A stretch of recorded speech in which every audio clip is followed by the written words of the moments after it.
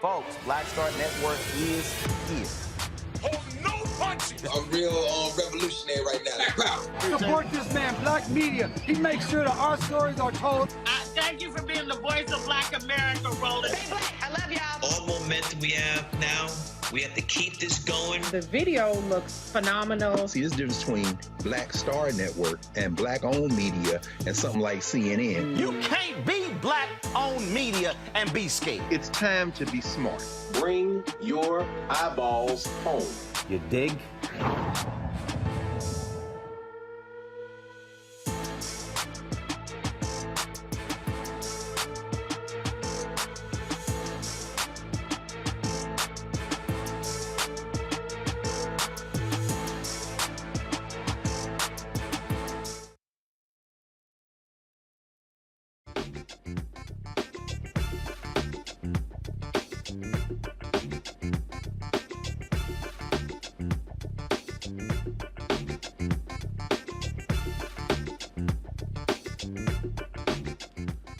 Today is Thursday, July 28th, 2022. Coming up on Roland Martin Unfiltered, streaming live on the Black Star Network. The family who says their child was discriminated against at Sesame Place, Philadelphia, they're hitting SeaWorld with a class action lawsuit. We have the family's attorneys on to break down this suit.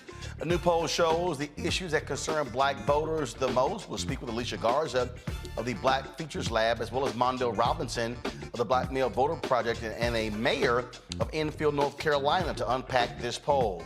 August 20th marks the day enslaved people first step foot in North America. We'll speak with Houston Congressman Al Green about a bill for Slave Remembrance Day. Also, Vice President Kamala Harris talks about the billions being targeted to underserved communities in New York City. We'll show you what she had to say. Comedian Jon Stewart was not laughing on Capitol Hill, blasting Republicans for blocking a bill that would provide health benefits to veterans. These folks don't give a damn about those who serve in the military. He says all they care about is the war machine. And we have a number of in memoriams of African Americans who have passed away, including actress Mary Alice. Folks, a lot to unpack. It is time to bring the funk on Roland Martin Unfiltered on the Black Star Network. Let's go. He's got it. Whatever the biz, he's on it. Whatever it is, he's got the scoop, the fact, the find. And when it breaks, he's right on time and it's rolling. Best believe he's knowing. Putting it down from sports to news to politics. With entertainment just for kicks, he's rolling. It's on go, roll, y'all. It's Roland Martin, yeah. Rolling with Roland now. He's funk, he's fresh, he's real, the best, you know he's Roland Martin now.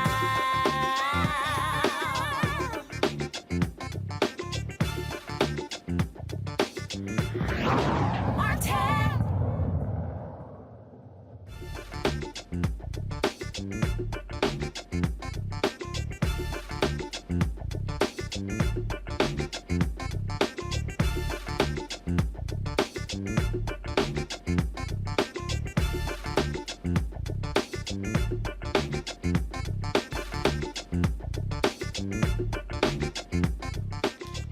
All right, folks, glad to have you on today's show. A Baltimore family is suing Sesame Street theme amusement park for $25 million in federal court over claims of racial discrimination. They say multiple costume characters ignored a 5-year-old Black girl during a meet and greet event.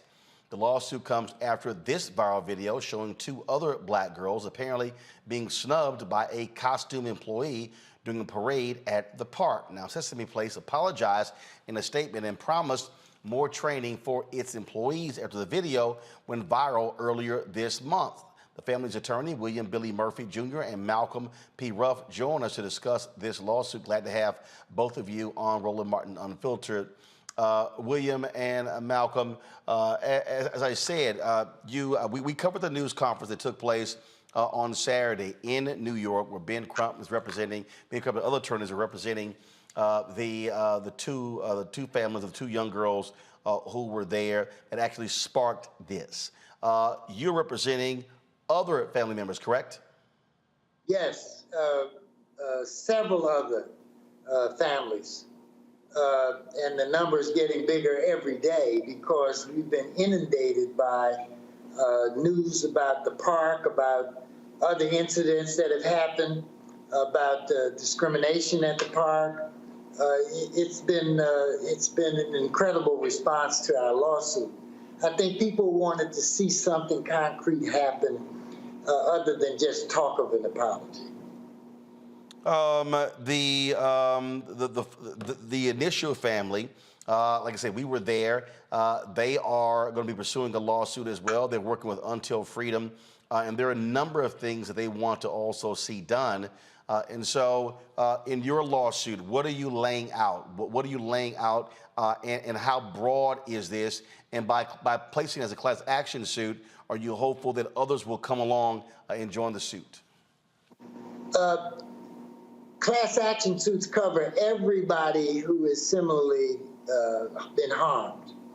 And so right now we represent everybody who has ever been the victim of this kind of discrimination at the park. And that's why we did it, because I think there are people who are afraid to come forward for various reasons, who may not be comfortable with dealing with the legal system because they've been disappointed with the results in the past, because that's a frequent component in the Black community of whether people seek legal assistance. They may have thought that they needed money to join the class act or to be represented. They don't. We pay all the expenses up front of everything, and if we don't get a result, you don't have to pay us one dime. So it's been one of those kinds of days. And here's what we want out of it. And first, let me explain the theory of the case. There's a statute that is rarely used. It's the Civil Rights Act of 1866. There are very few lawyers who've ever used it to get relief, but it's absolutely appropriate here. And there are many advantages for using it rather than going the typical route. The Civil Rights Act of 1866 says, among other things, that Blacks have the same right as whites to enter into contracts and to have them enforced. And that was a necessary step because back then, this was a year after the end of the Civil War, after the North won the Civil War, and all kinds of legislation to make sure that slaves would become full-fledged representatives, full-fledged citizens of the United States. All that legislation was being passed. And up until that time, Blacks had no rights that a white man was bound to respect. And so this statute is kind of laid dormant. But because we do this stuff so much, we immediately thought about it, and it fits like a glove. Here's what it says. If your contract causes you to be treated unfairly because of race, if you have a contract where you want the same thing that white people are getting, like the same access to this amusement park, the same level of service that everybody else gets, if you don't get that, that full measure of service that everybody else is getting, you can sue if it's because of your race. And this is a very powerful statute. And there are some people out there who think that, lawsuits are only about money. Let me tell you what lawsuits really do. Right now, this industry, this entire amusement industry is shaking in their boots. And if you don't think that they're telling all of their top officials, make sure this doesn't happen to us, then guess again. Lawsuits are that powerful. And so just the filing of this suit has caused everyone in corporate America to hit the pause button who deals with the public at large and say, whoa, do we want to be accused of this same kind of conduct? So you better make sure everything is cool down there in terms of your interactions with Black people. You better make sure that you don't do anything resembling anything like this ever again, because we will also be sued. So lawsuits are a very powerful instrument of social change. And so knowing that, we were happy to represent yet another family who had this same problem, and we knew what to do immediately to get the legal ball rolling. So, Malcolm, how does explain to folks, how does this work? You have these other attorneys out of Philadelphia, along with Ben Crump. Then you have your lawsuit. How does it work if you have multiple lawsuits from different attorneys representing different families? Well, thank you, Roland. It's good to see you again. I would say that we were hopeful that anybody who is an attorney that's working on these cases and may have a client prior to our filing of the class action lawsuit yesterday would cooperate with us and work with us to achieve all of the relief that we're seeking in the lawsuit, including the injunctive relief that we're looking for, the declaratory relief that we're looking for. Again, this is not just about money. This is about changing practices and changing our culture, right? 1866 was way too long ago for us to be continuing to fight for the fundamental rights of Black people. It just does not make sense that we still are having this fight in modern day America. So we know that there are some powerful lawyers out there, and we're hopeful that if there are lawyers that represent other folks in this case, and these cases that involve discrimination at Sesame Place, that they'll work with us to achieve the ultimate goal, which is justice for any Black and brown family who's been marginalized, who has been snubbed, who's been ignored, disregarded by Sesame Place. SeaWorld now owns them. With representing these families, had you had any conversations with SeaWorld prior to filing this lawsuit? No. In a word, no. All right, then. Well, gentlemen, certainly keep us abreast of what happens with this case, and we're certainly going to be covering it to its conclusion. Now, let me add one last thing to the question you talked to Malcolm about. When class actions get filed, there is a period of time when we are the only representatives of that class of people. And when the class gets certified by a judge, meaning that it is as a well-founded class action, then people can make a decision for themselves about whether or not they want to pursue an individual lawsuit or be part of the class. That's how it works. And so nobody is locked in against their will. But we hope everyone will understand that we want to represent everybody who was involved, because when you get numbers, you get leverage, you get power.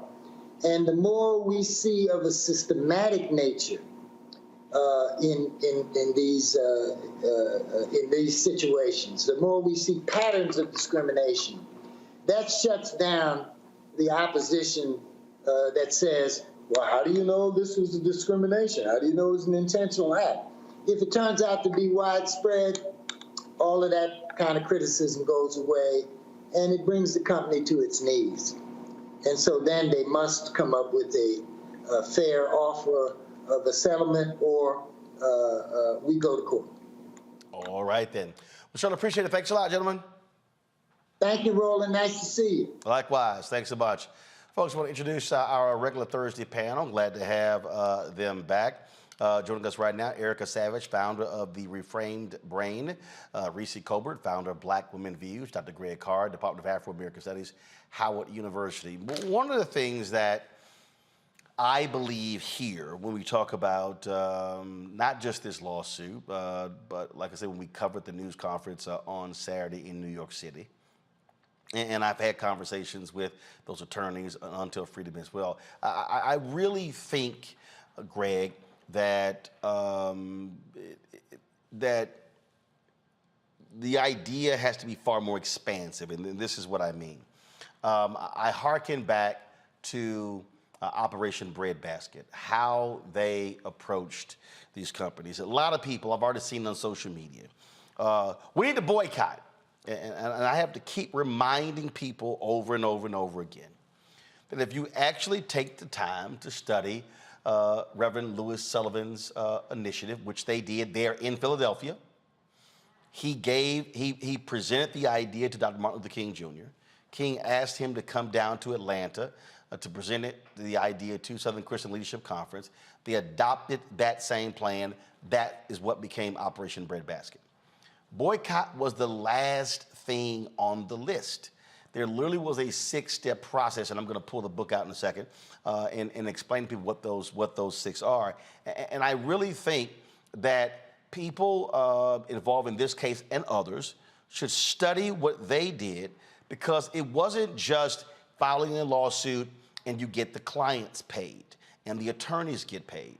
If you use the Operation Breadbasket model, when they went in, they wanted jobs, they wanted opportunities for black-owned businesses, they wanted money deposited in black banks. I mean, it was far more expansive in terms of how they approached various companies, and I think that's exactly what should happen in this case. Make it far more than just the families who were harmed. They absolutely should be compensated, but really expand this thing in a broader way so it actually benefits Black Philadelphia, Black Pennsylvania, Black America. I couldn't agree more, Roland. Before I say anything else, though, let me thank you, man, as a ex-baseball player, a dyed-in-the-wool baseball fan, and a Jackie Robinson stan.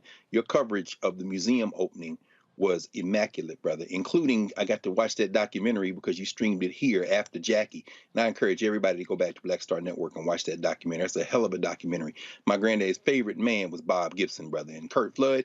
It's a great thing. But at any rate, you know, we're in dangerous territory with the Civil Rights Act of 1866. As you remember, as you talked about extensively at the time, this is the same statute which was passed between the 13th Amendment and the 14th Amendment that Byron Allen used to sue Comcast. Yep. And of course, they settled out of court.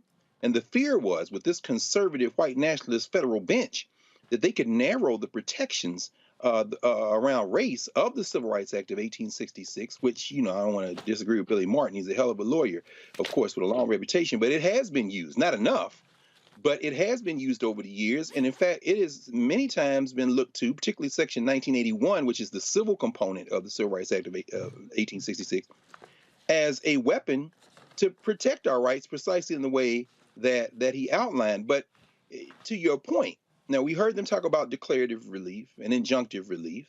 I'm sure there'll be a call for punitive damages, although that's where I think we get to have a little bit of a difficulty. And for this reason, when we start thinking about standards of proof, remember the fear in the Byron Allen case was that Byron Allen would not be able to satisfy the but-for kind of formulation, meaning what? But for your race, Comcast would have sold you these channels. Well, we clearly have this right here. We have this evidence, but if you got a class action, what does a but for the race of these children look like if you don't have any visual evidence when you're talking about a class action? Now, that's the legal side. On the public opinion side, of course, I think that's really what they're talking about. You're talking about shaking in their boots. I don't even know that a boycott would necessarily need to be organized at this moment if the court of public opinion turns on just the visual evidence we have, particularly as COVID, at least COVID tolerance begins to continue to grow, and people want to go to amusement parks. Man, this is a public relations nightmare. Hopefully, they will not go to court, because if it does, I don't know if they can satisfy that burden any more than I don't think Byron Allen could have satisfied it. See, the thing here, Reese, and I'm going to say this again to all the folks who, y'all heard me refer to this book, everybody who's watching and listening, and this was the book, this was written by Martin L. Depp. He was a white pastor in Chicago who was on the executive committee of Operation Breadbasket. This is the book right here. It's called Operation Breadbasket, An Untold Story of Civil Rights in Chicago, 1966 to 1971. A lot of people have talked about Breadbasket, but he literally lays out, because he had the paperwork, he had the documentation, And what they did, Reese, is when they went after companies, they first had something that was called information gathering, where they would actually send information to the company requesting their data on employment, on contracts, things along those lines. Then they would have what is called committee evaluation. And then, for instance, they said early in our negotiations, we established 20% as a minimum demand for African-American employees. And that was based upon the numbers of black folks in Chicago. Then they had negotiation and education, negotiation with the company, but educating their churches about what they were doing. The fourth thing was economic withdrawal, their don't buy campaigns. Then if the company came to an agreement and they would or establish a covenant, they would sign that. Then the sixth step was monitoring. So economic withdrawal was number 4. And I think what is critically important here, if you're talking about Sesame Place, I think what the lawyers should do, and Until Freedom should do, the folks involved, is expand this to say, we're not just going to look at you, Sesame Place, we're going to look at your parent company, SeaWorld. We want to know about black board members. We want to know about black senior executives. We want to know about black junior executives. We want to know what black companies are you actually providing contracting opportunities with. We want to know what HBCUs are you working with. We want to know, are you depositing money in black banks? And so you use this opportunity not just to focus on the incident, but then you go within this company and then you basically say, no, we're gonna lift the hood up to look at everything, and you make that all a part of your negotiations. Well, yeah, I think that's an ideal approach, but I think more than likely what we're looking at is a bunch of pissed off parents who are realizing that their kids were a part of a pattern of discrimination and racist behavior. So hopefully, with the organizations that are involved and the attorneys that are involved, they will go beyond just punitive damages for the particular children that experience this wrongdoing. But, Roland, I would defer to you, and I will certainly defer to Dr. Carr in terms of the strategy and legal strategy behind that. But I will say, I'm just happy to see black people getting a little bit more litigious, because whether or not it goes to court and a trial and all that kind of stuff really usually doesn't go that far. But the threat alone, I think, is very powerful. And I think we also have to recognize, when it comes to things like economic withdrawal, we live in a different era of information sharing.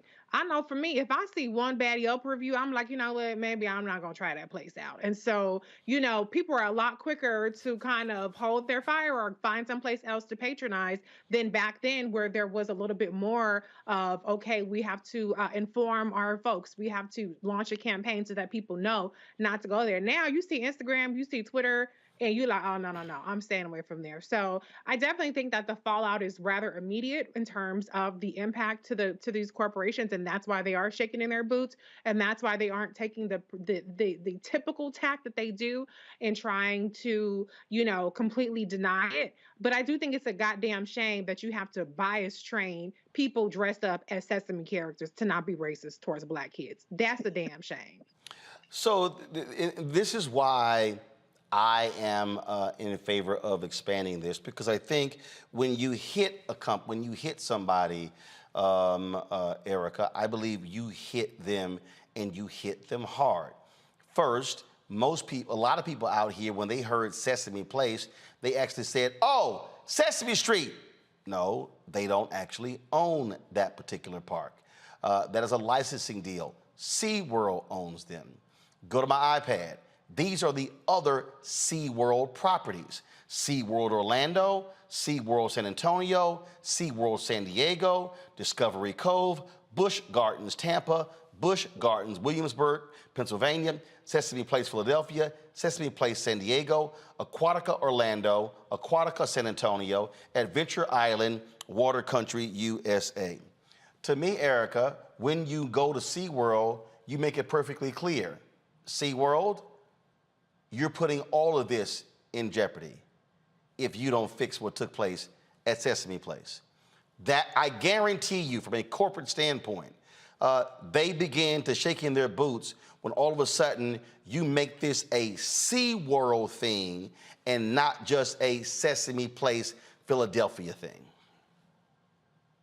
Right. And the reporting that I've read thus far about SeaWorld is that they have been well aware of these racist practices amongst their employees for quite some time now. So they're going back to 2018 to connect with anyone who's been in any type of discriminatory or has been subjected to discriminatory behavior on part of their employees. So what that says to me is that SeaWorld is really living the Americana dream, that they are absolutely participating in the legacy of race, the legacy of discrimination as established by this country thus far, and have employees that are not yet named for employees that don the costumes of Ernie, of Elmo, of Telly the Monster, and of Abby Cadabby, and that this is what they've been doing for quite some time. So, to me, and not trying to step on anyone that conducts DE&I training, not to step on their bag, but to me, this is not something that diversity, equity, and inclusion training is going to solve. Hell no. This starts at the top. Exactly. This starts at the top. Reese said, it's a damn shame that bias training would even have to be offered for folks that are donning costumes, but this has been the legacy of this country forever. If not a Klan robe, it has been in their plain clothing that they have made it very much so their inferiority complex lens to ensure that Black people, indigenous folks, felt less than. So I think when we kind of go back to corporates shaking in their boots, if they really were shaking in their boots, then this would not be their practice. I think that they're shaking because the light has been shined on it. Now, let's see how long this will continue. This campaign for them to clean up their act will continue. And I think that the strategy that you laid out, Roland, with regard to the breadbasket strategy some decades ago would be excellent to do. But do people have the actual longevity? Do people have the patience? Do people have the actual capacity to actually engage in that type of marathon when it's not going to be some type of immediate satisfaction? But that's precise. See, but this is precisely my point. Because here's the deal: we have seen stories like this for quite some time, and what happens is folks like, man, don't go there. We need to boycott. You know what they do? They wait. And they go back. They wait. They wait for us to die down. They wait for the emotion to go away. They make some, see, again, when you mentioned the whole DEI thing, I don't even want to hear DEI. No question. I don't want, the answer ain't hiring some DEI consultant, because the reality is, and in fact, Carol, let me know when we're going to have a sister on, a sister who's a longtime DEI person. She actually talked about how that, frankly, was a failure.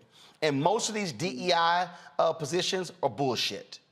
They got no budgets, they got no power, they got no staff, they got no P&L responsibility, and all it is frankly, somebody Black, somebody Hispanic, or somebody who's white and gay, who gets hired in the DEI position. They get a salary of $200,000, $250,000. They're good. They have an assistant or a secretary, and then that's it.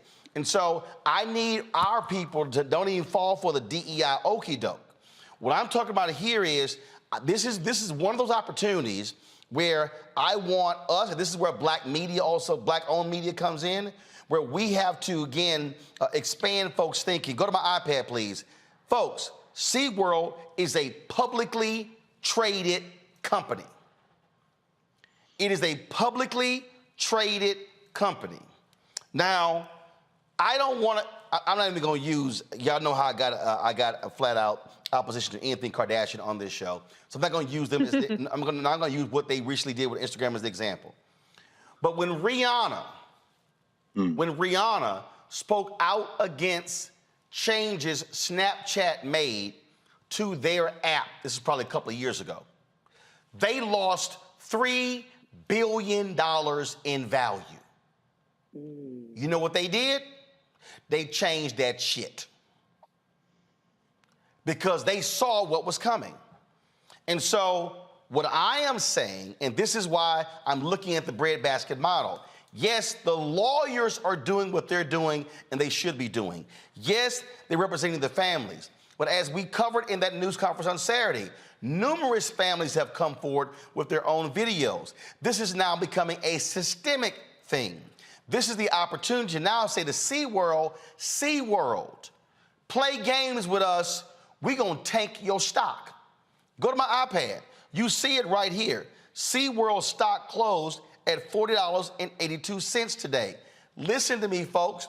You organize this thing properly and you knock SeaWorld stock from $45.82 to $40, and you knock it down to $35, and you keep this thing in the headlines, guess what? You're not gonna have to worry about, to Greg's point, going to court and the court's ruling. They gonna say, shut this thing down, resolve this issue, get it out of the headlines. And so what I am saying to all involved, use this opportunity in a much bigger and broader way. So when we've been talking about Black economic social justice and where's our money, this is a way to say, use the moment to fix a larger issue and a broader issue. And I just hope the folks involved actually do that. But can I also say that can we at least be united on at least recognizing the harm that was done to these children? Because I saw a lot of comments in the wake of the first video that people were saying, well, they can't say hi to every kid ain't gonna get a hug, and but them kids was over the line, and finding ways to minimize it.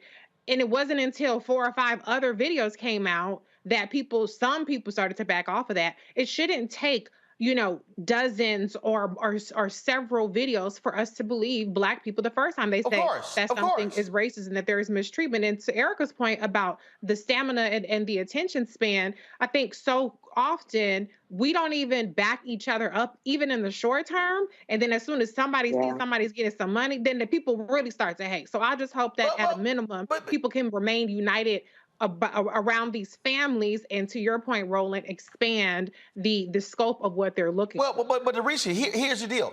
I think the reason what you just described has happened is because when people engage in these efforts, they didn't do the homework. Again, if you only go for the quick hit, it's the equivalent of people only holding the news conference but having no plan of action on Monday, and then Tuesday, and then Wednesday. And so what I'm laying out here are likely details most folks don't even know. It's like, wait a minute, hold up. Sesame Place? That's Philadelphia? Not Sesame Street? Wait, SeaWorld owns them? What else? Oh, wait a minute. SeaWorld publicly traded? I mean, we can go on and on and on. And Greg, I've spent so much time over the last 20 and 30 years really covering these type of things. And I've seen the pattern repeat itself. And I've seen this thing peter out because those who were engaged did not construct a strong plan at the outset. When I did that interview with Fred Gray, what was so amazing about that, they thought through what they wanted to achieve against the Montgomery Bus Company. It wasn't that they said, okay, hold up. We got this, okay, we got the cabs, we got this, we got the transportation, we got the big, they went through all the pieces.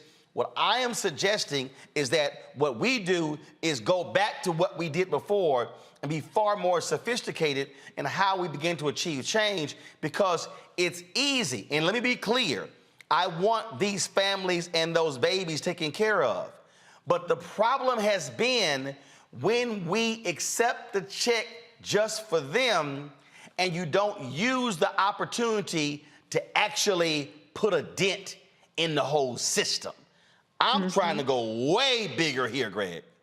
Absolutely. Absolutely you are, Roland. And I'm glad you mentioned Brother Gray, because, obviously 2022 isn't 1955 and 56.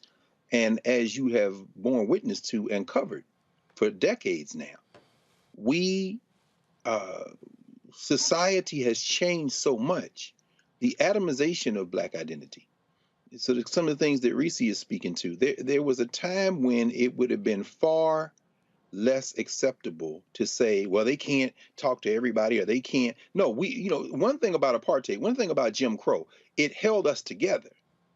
And particularly when you introduce social media and the changes in technology that have occurred, we are now in a moment when in some ways it will be easier to organize people, at least in terms of sensibility, but in other ways it is much, much, much, much, much more difficult.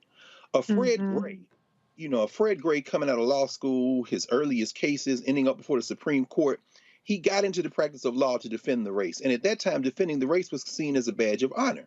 And as you have walked us through many times, whether it be the Chicago Defender, the Pittsburgh Courier, the Amsterdam News, or the Norfolk Journal Guide, or wherever, the black press, the black media also had that objective. But we are living now in a moment when celebrity, entertainment, your representation in terms of movie role, everything from movie roles to getting pieces on TV, these things have so shattered a sense of collective black identity connected to political action that it makes it difficult. Now, the last thing I'll say is, and I'm glad you used the example of Rihanna, your frustration, your palpable frustration, I think comes from not only a grounding in these prior eras of being able to weaponize ourselves and move as a collective, that momentum then in a moment saying, well, this sense of indignity, and I agree with you, Reese, I know you got a baby girl, looking at that little boy, I'm thinking, you can't even put a price tag on the look of that little boy's face when he was like, it wasn't confusion as much as it was, in terms of a punitive damage, I don't even know what kind of counselor you would get for these black children to even come up with a number. And by the way, as I said, they may lose in court. But Roland, that palpable frustration, if Billy Martin and them had called a press conference and said what you just said, Sesame Place, I know you had no, SeaWorld, in fact, all entertainment complex. We have a message for you. SeaWorld, you now represent because Busch Gardens, black folks saying, look, go to Busch Gardens. I'm saying, so you say, we coming for all of y'all. And then lay out that breadbasket steps. Man, you got to seize the time. Yes. But that frustration you're saying, brother, I don't know how you do that in a moment when there is so much white noise, so much static. Well, you do. And I'll make this final comment before I go to my next guest. And in fact, what we're talking about here really rolls into what our next conversation is going to be. You do that when you, first of all, are intentional on the front end. Yes. Second of all, you also operate from a collective mindset. That this thing is bigger and broader. When we began to go after this advertising piece with the Black Collective, there are some people right now who are benefiting who were like, no, I didn't want to sign on, but they're sitting here now grabbing checks. We know who they are. There are others who want to make it all about them as opposed to the collective. And so when that happens is what you can't do is get, oh, you know what, I'm just going to check out. So it actually continues. Although we are seeing small gains, we're actually seeing gains because of what we launched 2 years ago. I fundamentally believe that in the next 5 years, we're going to see even larger gains, but one has to stay with it. And I go back to number 6 in the plan here, and it was called monitoring. DEP says the greatest failure that they had with Breadbasket is they negotiated covenants and MOUs, but they did not have the infrastructure to come back and follow up. So that's why you've got companies pledging anywhere from $20 to $50 billion in the wake of the death of George Floyd, but you don't have an institution or a group who say, we're going to come back and count what are y'all doing? Give us the checklist. And so that's what has to happen. And so all I'm saying here to the folks who are watching and listening is you cannot break down systems thinking you're going to take the system down all by itself with one chunk. No, that's not how it happens. And so today it's SeaWorld. Tomorrow it's another company and another company. And you gain momentum from the positive move forward, the positive movement from taking one down. Then the folks like, oh, damn, they took them down. Because then you say, who's next? And so that's where we are. So when we go after one company, we say, oh no, we got 30 others lined up. We coming for y'all too. When we go after one agency, we coming for y'all too. And so we've served notice. There were a couple of black folks who I called out publicly by name, and I understand that they're really upset with me because I called them out by name. Well, your ass should have done right by us. Right. So had you done right by us, I would have praised you. That's right. But your ass didn't do right by us, so I called you out.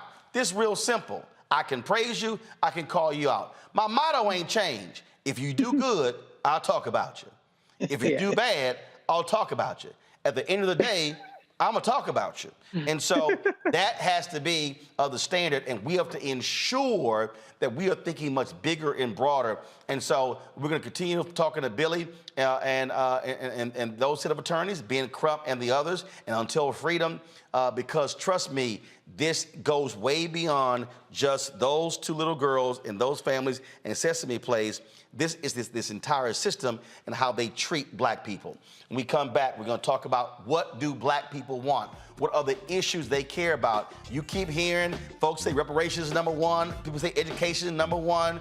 Well, our next guest, they literally did the work to survey thousands of black people, and this wasn't no small sample. We'll break it down for you right here on Roland Martin Unfiltered on the Black Star Network. Don't forget to support us in what we do. If you're on Facebook and YouTube, hit that damn like button.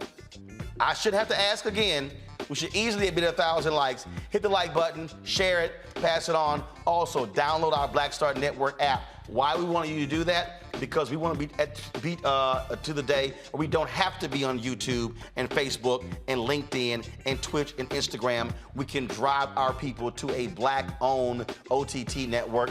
Apple phone, Android phone, Apple TV, Android TV, Roku, Amazon Fire TV, Xbox One, Samsung Smart TV, and of course, join our Bring the Funk fan club. Of course, every dollar you give goes to support this show. This allows us to be able to travel this country to cover the news that matters. Checks and money orders to P.O. Box 57196, Washington, D.C. 20037-0196. Cash App, $RM Unfiltered. PayPal is R Martin Unfiltered.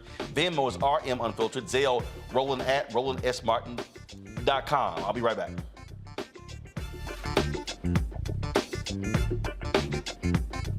On the next Get Wealthy with me, Deborah Owens, America's Wealth Coach, you see the headlines. All frightening, right? Interest rates are going up. The recession is on the way. The stock market is up and down. But you know what they say, scared money don't make money. That's why I'm excited on our next Get Wealthy to have a conversation with someone who has written a new book, Fearless Finances, and she's going to share exactly what you need to do to secure your bag regardless of the ups and downs of the economy or the stock market. Oftentimes you can start with as little as $5. That's right here, only on Get Wealthy on Black Star Network. Pull up a chair, take your seat. The Black Tape with me, Dr. Greg Carr, here on the Black Star Network. Every week, we'll take a deeper dive into the world we're living in. Join the conversation only on the Black Star Network. Hi, y'all doing? It's your favorite funny girl, Amanda Seals. Hi, I'm Anthony Brown from Anthony Brown and Group Therapy. What up, Lana Well, and you are watching Roland Martin Unfiltered.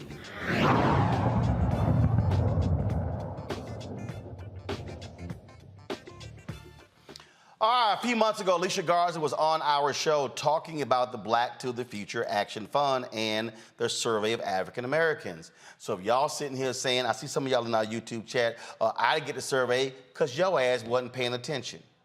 We told you. All right, now they're releasing their findings from a year-long temperature check on Black Americans. Joining us right now is Alicia Garza, the principal of the Black Futures Lab and the Black to the Future Action Fund. Also joining us is Mondale Robinson, the principal of the Black Male Voters Project, also the mayor of Enfield, North Carolina, recently elected to that particular position. Glad to have both of you here. All right, Alicia, what is the top concern of Black people? Well, Roland, it's great to be with you here today, as always. Thank you for having us on the show today. You know, we did. We conducted the largest recurring poll of Black people in America. And the number one and number two priority for Black folks consistently was relief and recovery from COVID-19, especially $2,000 a month stimulus checks to help relieve the pressure from the economic fallouts of the global pandemic. The second one, of course, was increasing the minimum wage to $15 an hour. And then, of course, this was followed by needing to have more accountability and bold action around white nationalist violence and racial terror. And when you bring all these things together, Roland, what you see is that Black folks in this country want to see bold, progressive policies that are dealing with the economy and our day-to-day. We want to make sure that we can keep a roof over our head. We want to make sure that we can send our kids to college. But more than that, we want to make sure we can keep food in our refrigerators. And what we're seeing in terms of satisfaction amongst Black folks with how the Biden administration is doing around improving our economic conditions and protecting us from racial terror and racial violence is that Black folks are deeply dissatisfied. Why did we do this poll? Well, because in just about 100 days, the midterm elections are coming. And we know that Democrats need to hold on to seats in the House and increase seats in the Senate in order for us to keep passing the types of policies that will address the challenges in Black communities. And yet what we're seeing is that with this deep level of dissatisfaction, that it's quite possible that Black voters, who are the core of the Democratic Party, will not show up to participate because people don't feel like their issues are being addressed. It's important for people to understand this is not a done deal and it doesn't have to be this way, but we do need to course correct immediately if we are to reach the goal of expanding Democratic majorities in Congress so that we can get things done for Black families, which ultimately means that we're getting things done for America. I want to go back to the first two. Folks, pull it up, please. The first two, folks. Come on. The first two. Today, thank you. 56% are dissatisfied with the state of the economy. 46% report their personal financial situation as bad or very bad. When you look at the issues out there, you have obviously Democratic candidates talking about the issue of abortion. You have January 6th. You have Republicans who are trying to say the economy. We've had now 2 consecutive quarters of GDP going down. Folks say, oh, that means now recession. You've got companies talking about potentially laying off people because there's a fear of the recession. Mondale, you just got elected. So the question is, with all of that, with that being the feeling, well, what does that then say? How are people going to turn out? We already know on Republicans, there's huge enthusiasm. They want to see these MAGA people in office. You've got folks who are Black, who are progressives, who don't feel the same way. They're not as excited about President Biden, Vice President Kamala Harris. Pull the numbers up. This is what the survey shows in terms of the approval ratings. In terms of President Biden's approval rating, 65%. Vice President Harris's approval rating, 66%. If you are a Democrat and those are your numbers, you are DOA. So Mondale, what should these politicians be saying to Black people between now and November? Well, I think, first of all, I think polling whether people, Black people specifically, are excited or motivated about candidates or a particular party is probably not a good way to measure, Roland, what's going to happen. I think what Alicia just laid out was Black people are more concerned with the issues that's plaguing them, things that are keeping them from being able to pay their usual bills like utilities and also provide groceries to their families. I think these issues, and until Democrats have a plan to address these issues, they're always going to be DOA, not just because Biden and the other Democrats have low approval ratings. It's about the fact that they told us, they swear on their name that they were going to make Black people and our issues important and a priority in this administration. And Black people don't feel protected, as shown in this poll, nor do we feel like people are out here fighting for our issues or prioritizing them. So I think we could keep capping all we want to about people being motivated about a certain candidate whoever they are, until you are laying out a platform and also showing people that you're not showing up transactional, Black people are not going to be excited about any damn thing related to elections. When we look at these issues here, first of all, Alicia, again, how many people participated in this survey? Over 6,000 people participated in this survey over the course of a year. And Mondale is right. It's really important for us to understand that, when it comes to candidates, right, what people are looking for is how you've performed on the issues that we care about. And right now, amongst Black communities, folks are not feeling like our priorities are the priorities of the Biden-Harris administration.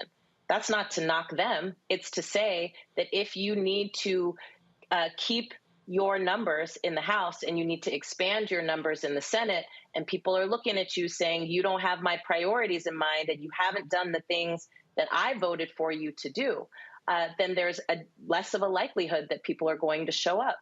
As I said before, this isn't a done deal. They can actually shift and change this. We talk every election cycle, Roland, about the need for year-round investment and engagement by Democrats of Black people and Black communities around the issues we care about. Not symbolic engagement, but substantive engagement. We talk a lot, Roland, each time I'm on, about the ways in which the primary strategy of the party has been to chase white suburban voters and actually move towards the issues that they care about. Of course, there was a big frenzy this week about President Biden's budget proposal, which was released, of course, earlier this year, but he just actually started to shop it around the country, the Safer Communities Act, which is essentially quite reflective of what we saw in 1994 with the crime bill. These are the types of things that make Black voters feel, right, as if we're not being protected, as if our concerns are not being prioritized. And when we start to chase the issues of communities who are, quite frankly, fickle friends to Democrats, as opposed to putting at the center the needs and the priorities of the strongest base of the party, you can understand why there would be a concern about whether or not your strongest base is actually going to turn out for you. So if that's your goal, you need to shift strategy. And that is why we did this poll. So today, the House passed a CHIPS bill that deals with manufacturing semiconductors, a $280 billion bill.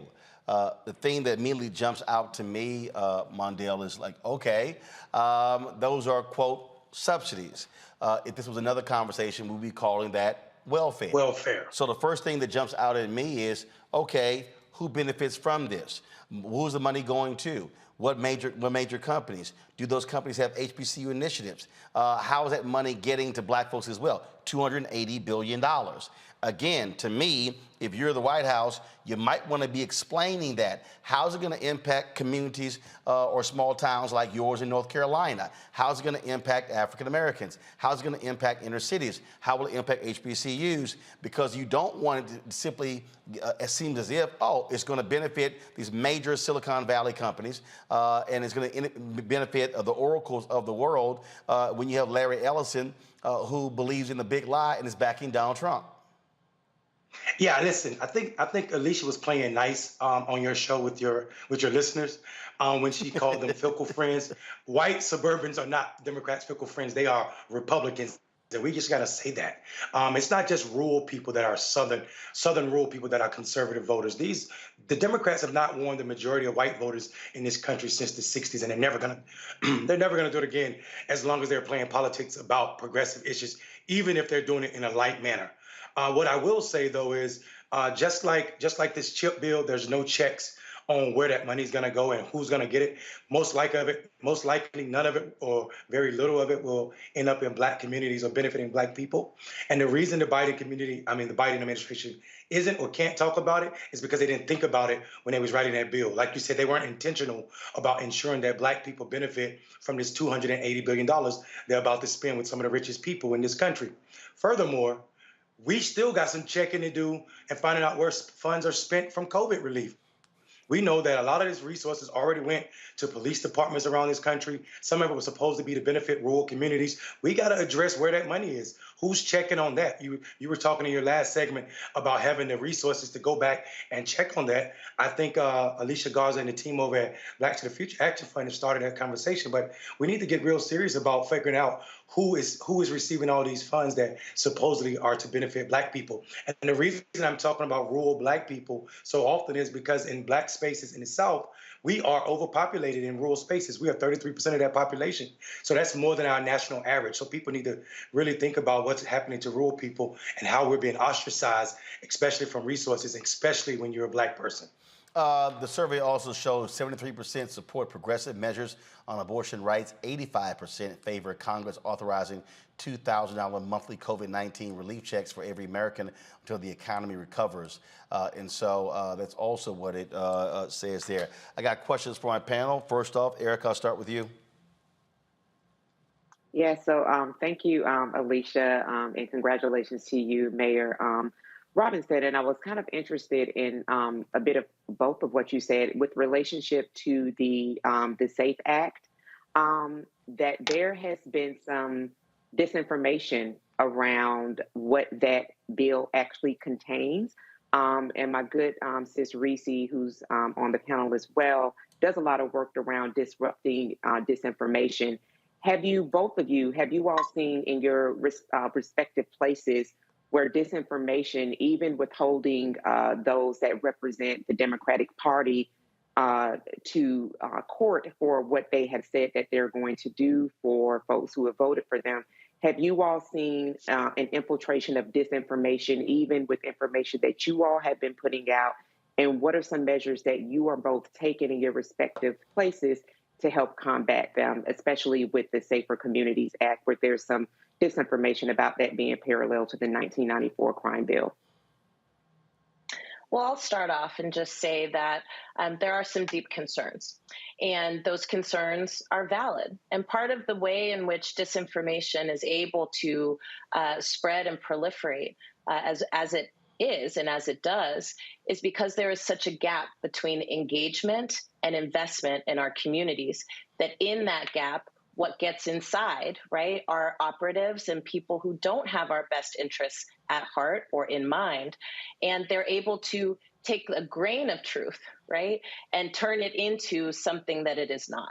And so if we want to, and the best way for us to counter misinformation and disinformation, especially as it's targeting Black communities, is to increase our investment in making sure that Black communities are being engaged, not just when we need something from us, but year-round and ongoing, even when we have disagreement about what the outcome is.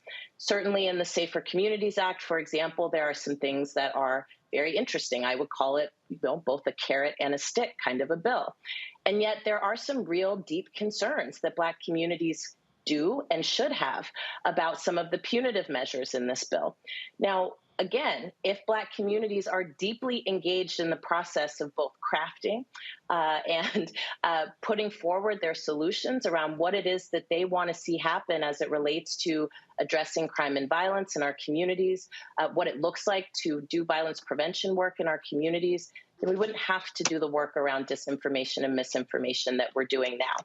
With that being said, the Safer Communities Act is not the only place where we see misinformation and disinformation proliferate. We see it in governor's races here in my state in Georgia. We see it in every place where, in particular, it's possible to wield and expand Black political power. That is the point and the goal of misinformation and disinformation. We spent all of 2020 really trying to break down myths around voting, around access to voting, around whether or not people could vote. And we also spent the entire year breaking down myths and facts about people's records and what they're proposing. I think we've got to find a healthy tension, right, between what we think the appropriate measures are and can and should be around addressing some of the most prolific and ongoing challenges in our communities. And we have to make sure that we're closing the gap with engagement if we're really trying to take on this question of disinformation and misinformation. Reese. Thank you.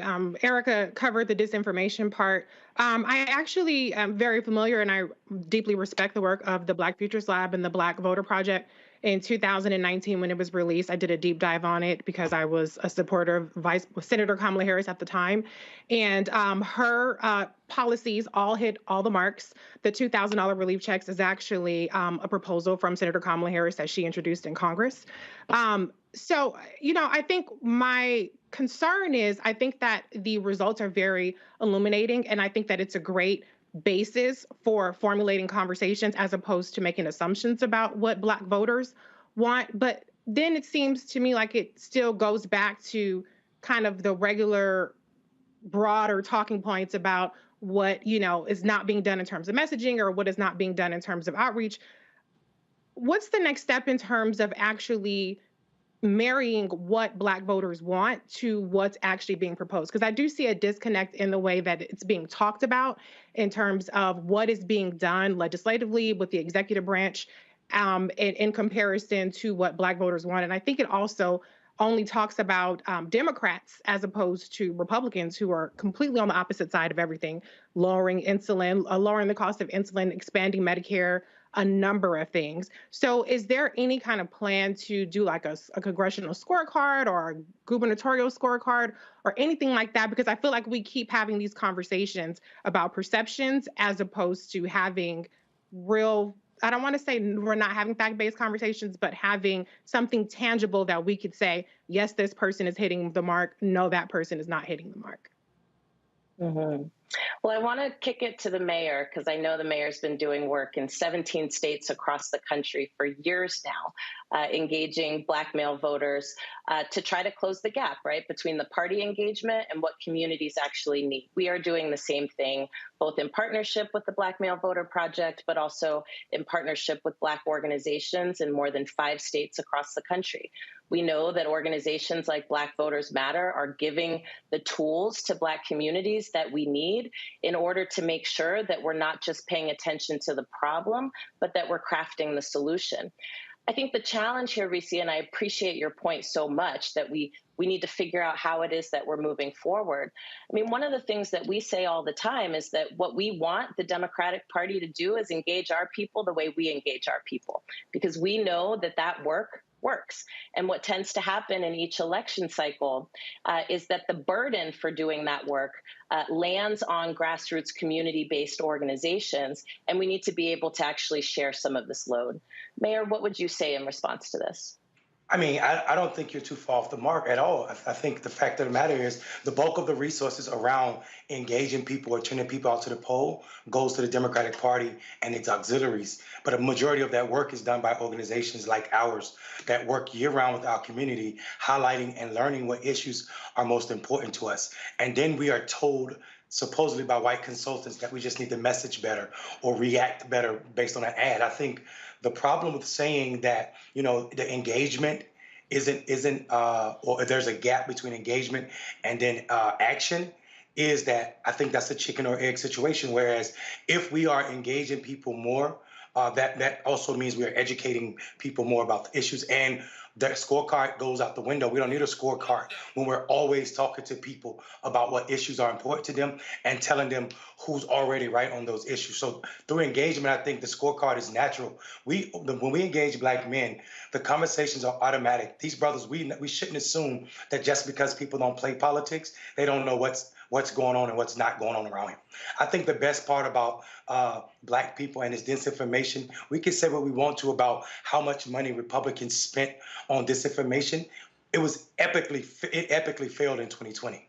And we saw that. We saw a record number of people coming out to vote. We saw Black men who were old enough to vote for Barack Obama but didn't come out and vote in primary election seasons and states, even when the Democratic nominee for president had already been named, which means these people were not motivated by statewide or federal candidates. They were motivated by local candidates, nonpartisan races, and also issues that were super important to them. And I think the Democratic Party continues to miss that part. It's not to say that the Republicans aren't your opponent.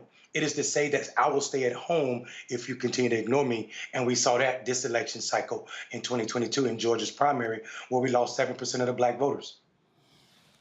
Greg. Thank you, Roland. And Thank you, Sister Garza, and thank you, Brother Mayor Robinson. I really, listening to Reese and listening to Erica, don't know that I have anything other than to ask what we need, not just what you need at the Futures Lab, the Black Male Voter Project, but this is a Black-owned network. It's trying to punch through the noise. And, during COVID, everybody was at home who could be at home. Many of our people had to work, obviously, but versus streaming, everybody's locked in. But now, this blitz, I live here in the DC area, and developers carpet bombed voters with all types of ads to try to stop progressives from getting in. How do we, I guess it's kind of a two-sided of the same question. What do you need? What do we need in terms of resources that can help close this gap, this engagement gap you're talking about, Alicia? And how do we really, as they perfect getting ready to steal these elections that they can in 2 and 4, and like you say, you're in Georgia, Lisa, you see it up close with Herschel Walker in particular. How do we answer those of our comrades, our colleagues, our brethren and sistren who are self-declared on the left and say there isn't enough of a difference between the Democrats and the Republicans for us to even get in this conversation? And in some ways, that's being used to kind of stoke Black voter apathy. But what do we need? Is it more resources? Is it more networking? It just seems like we're getting carpet bombed by these billionaires and all this money trying to just create confusion. And some of our people seem to be abetting it, albeit with the best intentions. Mm-hmm. I'm really glad that you asked this question, and I think it is absolutely the $1 million question. There's a few things I would offer here. Number one, those of us who know better need to jump in our cars. We need to get next to an organization that is knocking on doors and trying to reach people that aren't being reached. And why that is important is not just to expand the capacity of these organizations that are taking on Herculean tasks, but it's also to just stay connected to what real people who don't play politics but are political are really talking and thinking about.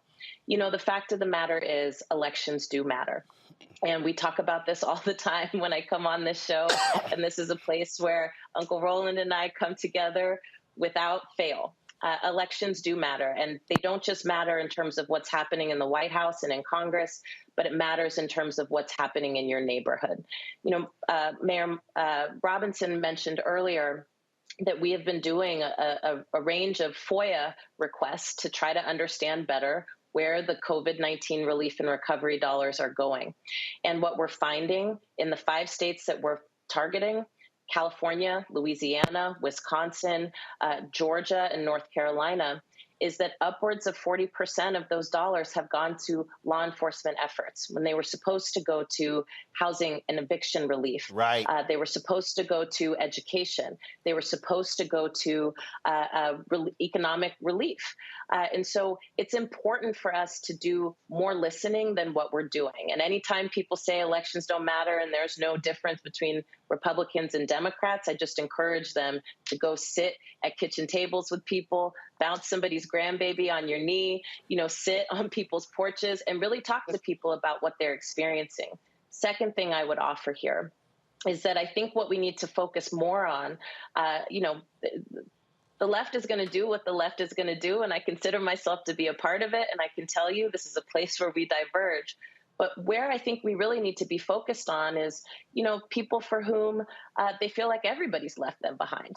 And that's really the place where we can dig in and make a difference. In our organization, we are doing scorecards. You will be able to go on our website and develop a voter guide based on the issues that you care about. We want to make sure people have the tools they need when they go to the polls, but we also want to make sure that our communities have the tools we need to change the rules and make the rules.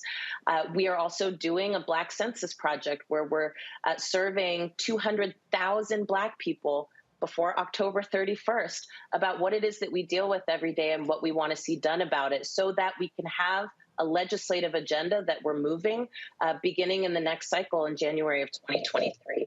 So I think what we need to continue to do, right, is stay focused on the prize. We are going to continue to push to make sure that there is investment and engagement from the party, that Black folks uplift and basically make what it is. But it's also important for us to just stay engaged on the ground. Mayor, what would you say?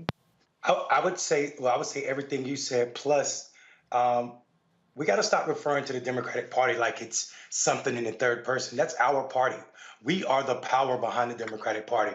They don't win elections without the Black vote. So to say the Democrats are messing up, what we need to say is the money behind the Democratic Party need to start demanding more listening from Black people and of Black people, because that's our party. If the Black people sat out that party, it doesn't exist at all. And I think too often we don't recognize the power in owning what's ours. That's the first thing. The second thing I would say is usually when people are saying that there's no difference between Democrat and Republican, they're trying to say I don't understand what's going on and not feel like they are ignorant. So it's our job to hear that, like Sister Alicia said, make sure we're listening properly, because that's a red flag to say this person needs more information about what's happening in their community, what's happening at their state level, and also nationally, because you can't see these two parties and say there's not much difference unless you're just looking at Joe Manchin.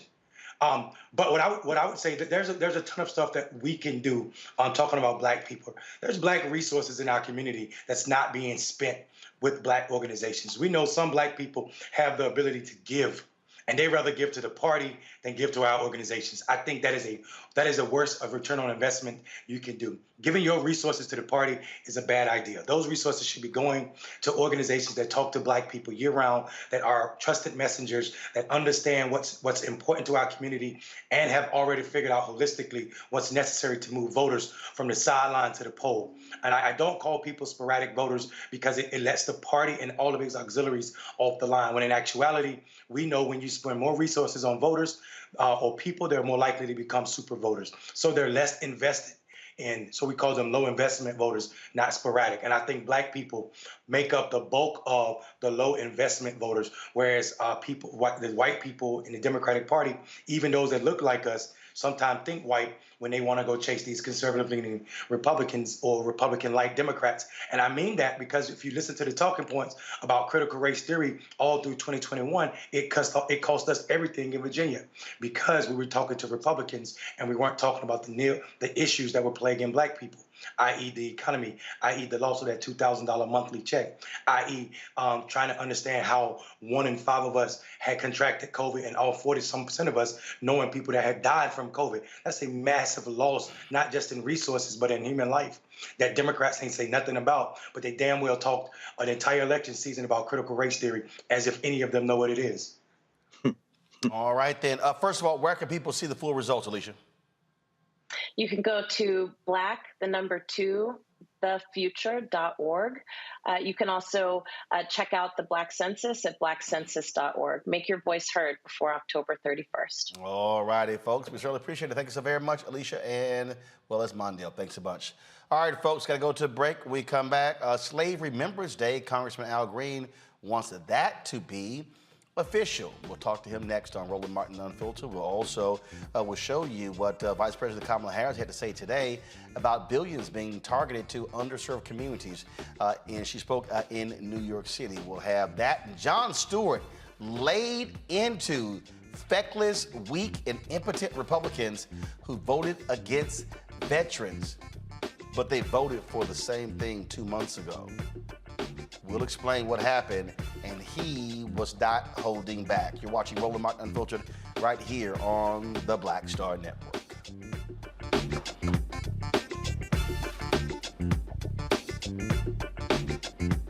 Hi, I'm Dr. Jackie Hood Martin, and I have a question for you. Ever feel as if your life is teetering and the weight and pressure of the world is consistently on your shoulders? Well, let me tell you, living a balanced life isn't easy. Join me each Tuesday on Black Star Network for A Balanced Life with Dr. Jackie. We'll laugh together, cry together, pull ourselves together, and cheer each other on. So join me for new shows each Tuesday on Black Star Network, A Balanced Life with Dr. Jackie.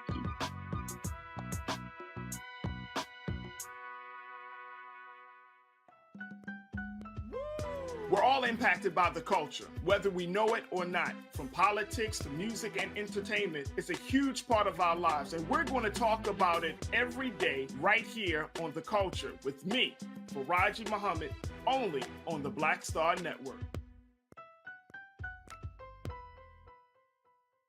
Hey, I'm Cupid, the maker of the Cupid Shuffle and the Wham Dance. What's going on? This is Tobias Trevelyan. And if you're ready, you are listening to and you are watching Roland Martin Unfiltered.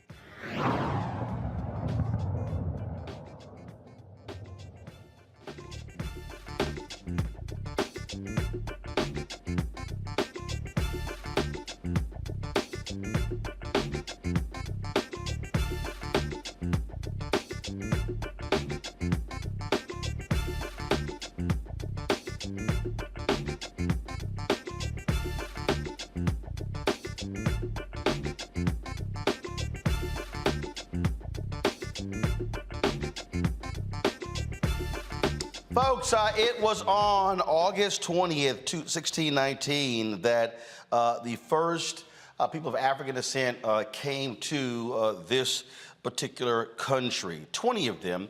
They arrived at what is now Fort Monroe, then Point Comfort in Hampton, Virginia. No, it was not Jamestown.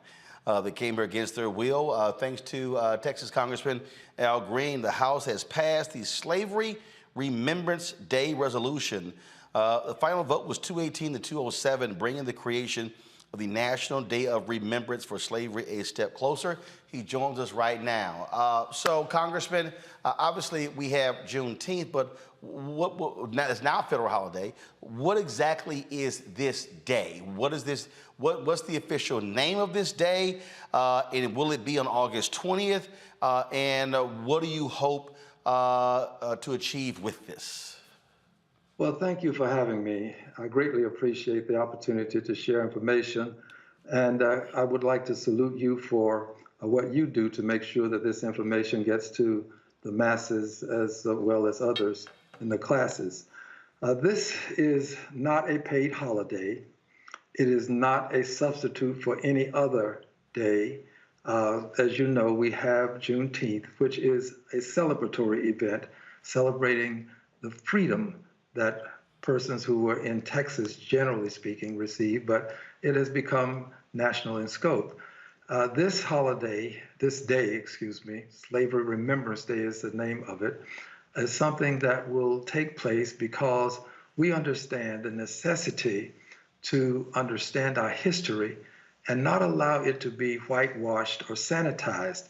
In the state of Texas, there's a movement afoot by some to rename slavery involuntary relocation, which is not even a nice way of saying what actually occurred, not a proper way. So we want to make sure that the history is written properly. And we also want to give ourselves an opportunity to recognize what happened during slavery. Slavery was one of the most atrocious things to have been committed upon human beings. And we don't want it to appear as though they were happy people, that they were singing as they were picking cotton, that this was a joyous time and they were well taken care of. It was brutal. Persons who were brought to this country were sold at an auction block. Families were separated, children taken from the arms of their parents, husbands and wives separated. It was a time of great crisis, a great turmoil, great pain, and great suffering for people of African ancestry. And I hope that we will find on the 20th of August of each year some time to just pause for a moment of silent solemnity. Put your hand on your heart and just think about the millions who suffered under this horrible institution, abominable institution called slavery. And when you do this, I believe that this will help us to stay in touch with our history. This is not all of it. This is the beginning. There is much more to be said and done. Clearly, you got no Republican support for this bill. So what are its chances in the United States Senate? And what do you want our folks to do? Do you want folks to be picking that phone up, calling, hitting folks up? So what do you want to be done? Well, this is historic. Make no mistake about it. More than 400 years ago, this white lion ship landed, as you pointed out, in Point Comfort with 20 persons on it who were enslaved. And while we passed it in the House, there was one. Ms. Cheney did vote with us on this. So in that sense, it's bipartisan, but barely. And what we'd like to do is now, rather than move immediately to the Senate with it, the president can sign an executive order. That ultimately is what we're trying to accomplish. We want to get the president to sign an executive order similar to the way former President Trump signed an executive order honoring Holocaust remembrance. We would like to get this president to do a similar thing. And if he would do this and give it the recognition that it deserves from the country that enslaved people, I think that would be very meaningful. It would say something about the country, how far we've come, about our desire to atone for the atrocity. So our next move is to move toward the president to try to get the president to sign an executive order. We'd like to get it done for this year, for August the 20th, this year. That would be great if he would. My hope is that he will, and we'll be approaching the president about doing this. All right then, Congressman Al Green, we certainly appreciate you joining us, letting us know about this, and we'll see what happens. Thank you very much. Thank you. All right, we appreciate it. Thanks a lot. Folks, let's talk about congressional inaction. The House moved on a bill that would extend relief to many veterans who have been impacted by these toxic pits, these toxic burn pits. Now, it passed in the Senate a couple of months ago, 84-14. But there was an error in it, so they came back to fix that. Well, Republicans blocked this in the United States Senate. I mean, literally, it's DOA. It was 55-42. They would not vote for it. Now, here's what they claimed. They claimed that, so what happened here was McConnell said that if Democrats don't move on using reconciliation to raise taxes on the rich and deal with climate change, that they would support this bill. Well, what happened was the bill got passed in the House. Then Dems announced this deal with Manchin. Republicans got pissed off, so therefore they voted against this bill. Right now you have Senator Susan Collins saying that because Democrats are going to put forth this bill to deal with climate change and taxes, that she's even saying Republicans may doom a bill to codify same-sex marriages. They're upset because Democrats are using their power. Isn't that what you're supposed to do? Didn't they tell us elections have consequences? That when you win, you're in control? I did recall that that's what Mitch McConnell and others actually saying, right? I think so. Well, comedian Jon Stewart, he has been very much involved on Capitol Hill for quite some time on veterans issues. And he came to D.C. today. And when I say Jon Stewart went to the Reese Colbert School of Preparing for a News Conference, that's exactly what he did. Listen to this, and I'm going to play all of it. I sent John an email saying, John, I'm playing all of this. Folks, listen to this 9-minute and 38-second response, what Jon Stewart had to say to these shameful and despicable Republicans who sit in the United States Senate. So ain't this a bitch? Yeah. Ain't this a bitch? Yep. America's heroes who fought in our wars, outside sweating their asses off, with oxygen, battling all kinds of ailments, while these motherfuckers sit in the air conditioning, walled off from any of it. They don't have to hear it. They don't have to see it. They don't have to understand that these are human beings. Do you get it yet? Do we see that these aren't heroes? These are men and women, mothers and fathers, sisters and brothers that we just let stand outside in the heat when they can't breathe. I'm going to read you something. This is beautiful. I'm going to read you something beautiful. You know what? I said a curse word, and I'm sorry about that. That was my fault. Let me say something beautiful. This is a tweet from Senator Rick Scott of Florida from yesterday. It's beautiful. And I'm sorry about the cursing, and let me say something beautiful to make it up to you. I was honored to join the USO today and make care packages for our brave military members in gratitude of their sacrifice and service to our nation. And there's a beautiful picture. I wish you could see it. He's standing with a little package. Did you get the package? I think it has M&Ms in it and some cookies and some moist towelettes. I don't even know, honestly, I don't even know what to say. I've been coming down here 10, 15 years. I'm used to the hypocrisy. Christina Keene will tell you from VFW. She sat in an office with Mitch McConnell and a war veteran from Kentucky, and he looked that man in the eyes and he said, we'll get it done. And he lied to him. Because Mitch McConnell yesterday flipped.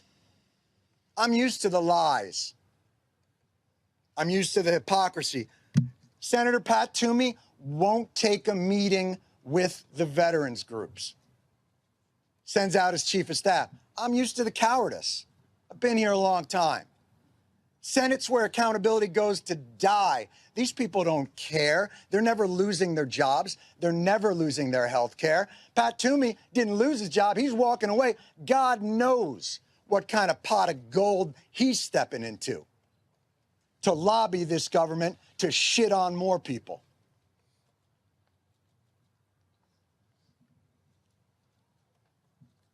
I'm used to all of it, but I am not used to the cruelty.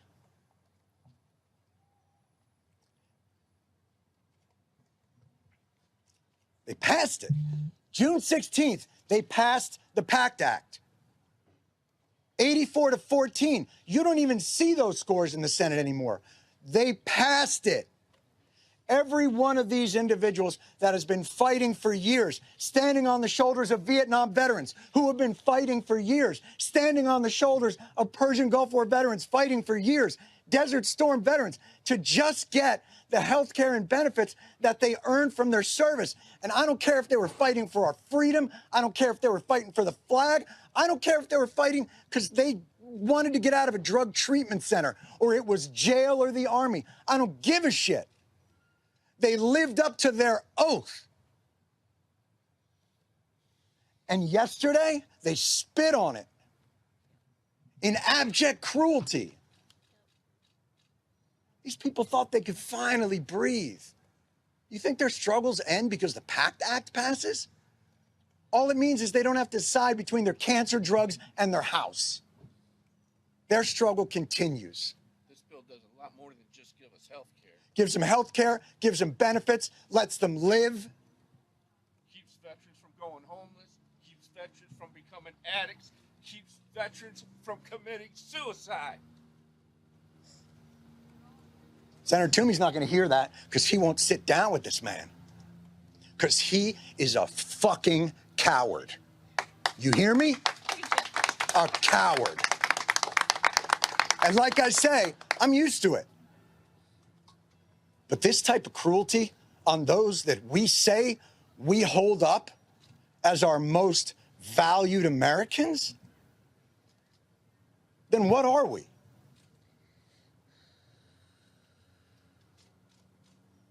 Pat Toomey stood up there, Patriot Pat Toomey, excuse me, I'm sorry. I want to give him his propers. I want to make sure that I give him his propers. Patriot Pat Toomey stood on the floor and said, this is a slush fund. They're going to use $400 billion to spend on whatever they want. That's nonsense. I call bullshit. This isn't a slush fund. You know what's a slush fund? the OCO, the Overseas Contingency Operations Fund, $60 billion, $70 billion every year, on top of $500 billion, $600 billion, $700 billion of a defense budget. That's a slush fund, unaccountable, no guardrails. Did Pat Toomey stand up and say, this is irresponsible, the guardrails? No, not one of them did. They vote for it year after year after year. You don't support the troops, you support the war machine. That's all you care about. He personally signed the proclamation to send me to war. Boy, they haven't met a war they won't sign up for, and they haven't met a veteran they won't screw over. What the fuck are we? Barbaric. It's barbaric. And now they're going to go away. Pat Toomey says, I've got veterans groups behind me. I call bullshit. These are the veterans groups. VFW, American Legion, IAVA, Wounded Warriors, DAV, AMVETS. They're all here. This is the veterans community, Senator. They don't stand behind you. In fact, you won't let them stand in front of you. Cowards, all of them. Cowards, all of them. And now they say, well, this will get done. Maybe in the after we get back from our summer recess, maybe during the lame duck, because they're on Senate time. Do you understand? You live around here. Senate time is ridiculous. These motherfuckers live to 200. They're tortoises. They live forever, and they never lose their jobs, and they never lose their benefits, and they never lose all those things. Well, they're not on Senate time. They're on human time, cancer time. Don't you have families? Don't you have people who are deciding how to live their last moments? I know some of them. They've been down here advocating with us. They spent their remaining time advocating so that other soldiers didn't have to face the indignities and the depravity and the desperation that they faced. And none of them will hear it. And none of them care. Except to tweet. Boy, they'll tweet it. Can't wait to see what they come up with on Veterans Day, on Memorial Day. Well, this is the reality of it. I honestly don't even know what to say anymore, but we need your help because we're not leaving. These people cannot go away. I don't know if you know this. You know, obviously, I'm not a military expert. I didn't serve in the military. But from what I understand, you're not allowed to just leave your post when the mission isn't completed. Apparently, you take an oath. You swear an oath, and you can't leave. But these folks can leave because they're on Senate time. Go ahead. Go home. Spend time with your families because these people can't do it anymore. So they can't leave until this gets done. Because these people will not give up, they will not give in, and they will not relent. This is an embarrassment to the Senate, to the country, to the founders, and all that they profess to hold dear. And if this is America first, then America is fucked. Wow. I'll let Erica respond first because of your military service. He let it all hang out there, Erica.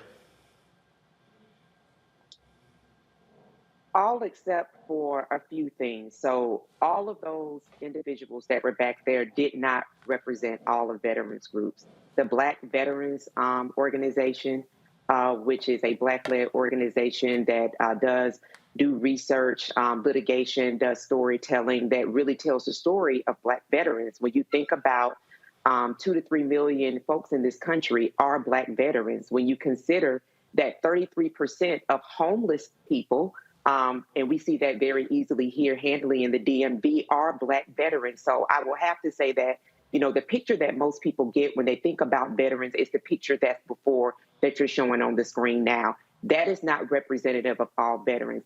I also have to say that to the point about what the blockage, what Republicans stood together to ensure, because it wasn't the Senate, it was Republicans that actually made sure that this failed, that this did not go forward for veterans specifically, is that my partner and my boyfriend has served in Afghanistan.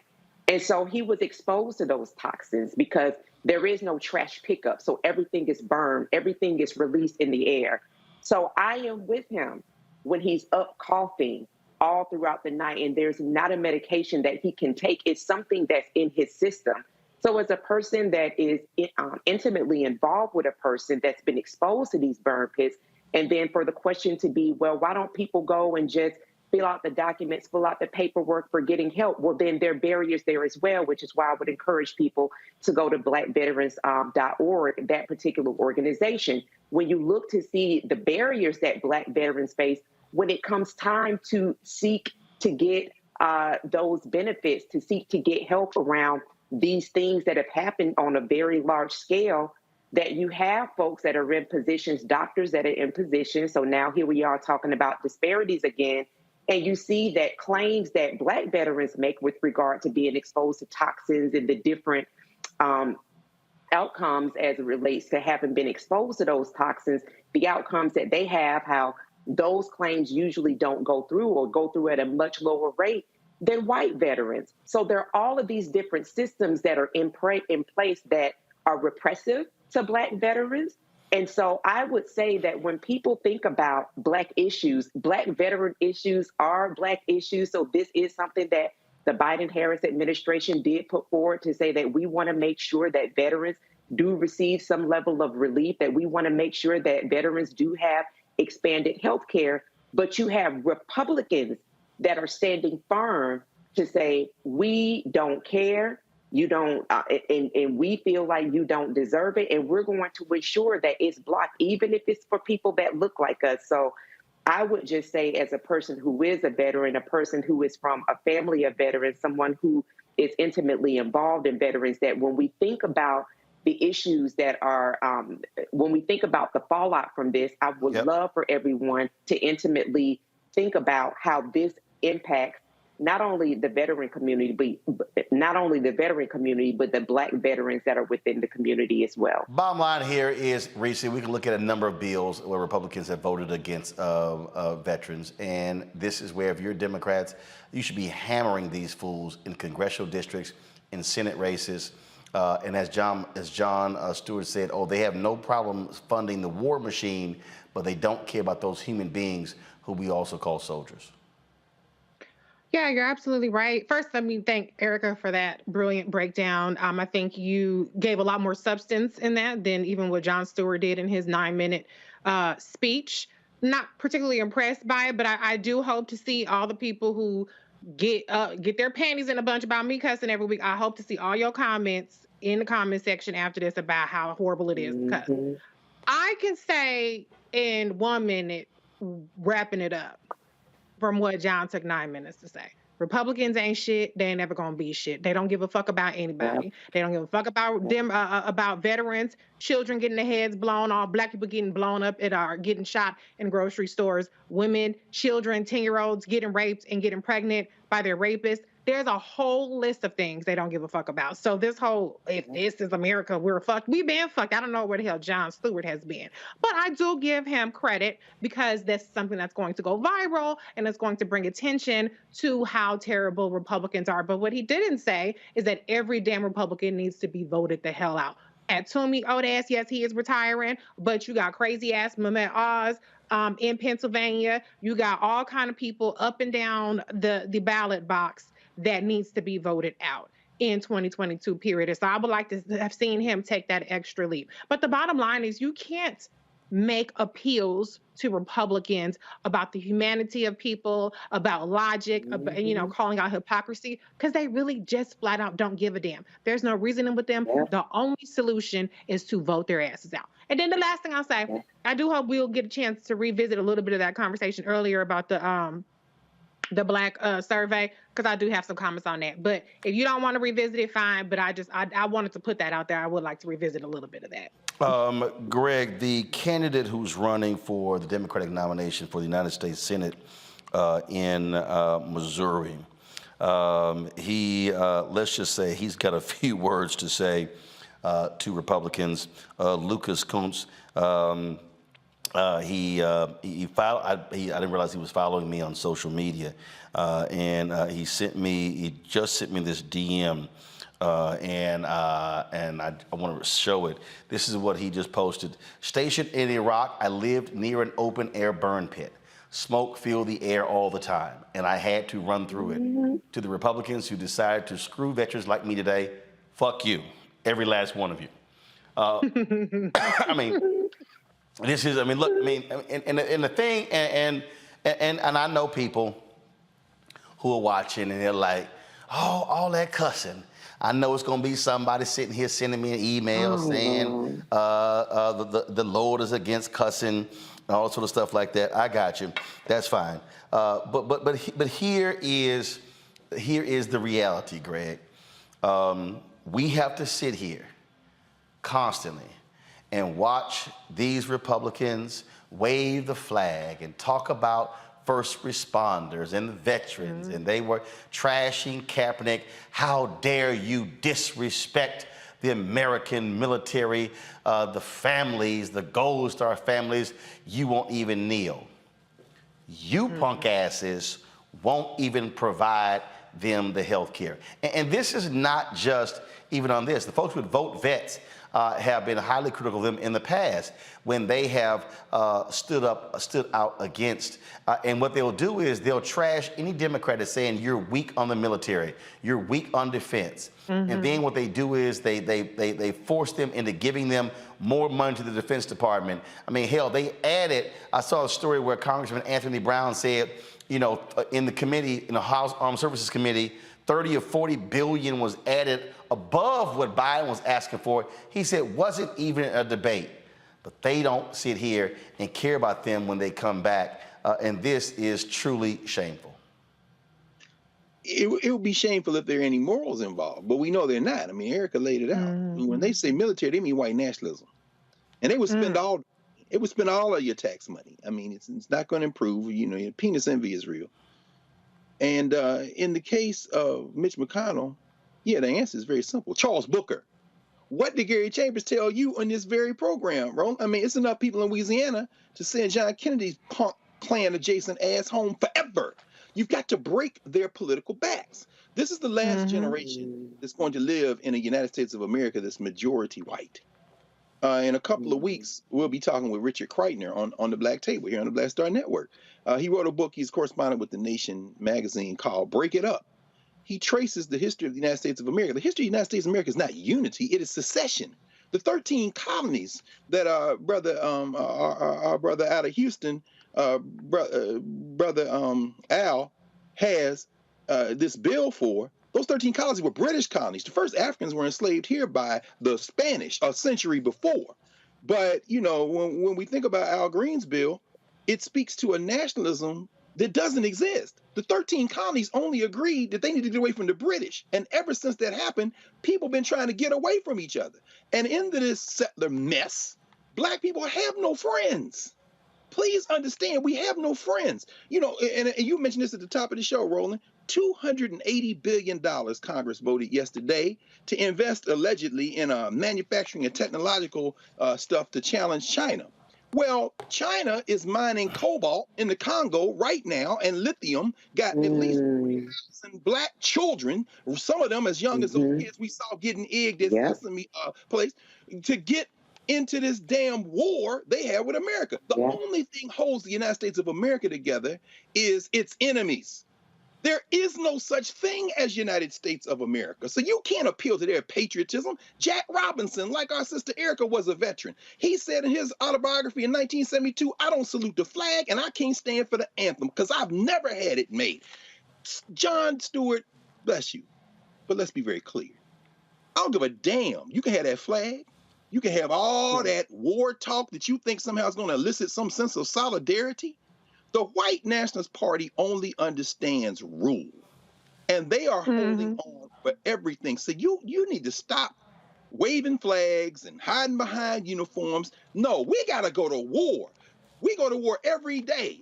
And a bunch of Black people, Black men coming home from World War I, getting lynched in the streets, the Red Summer. Black people coming home from World War II. black women and men gotta watch their back overseas because half the time they get shot as friendly fire. Damn it, stop pretending this is a nation and let us go to war. Break Mitch McConnell's Klan adjacent back. Break his back. Stop talking to these people.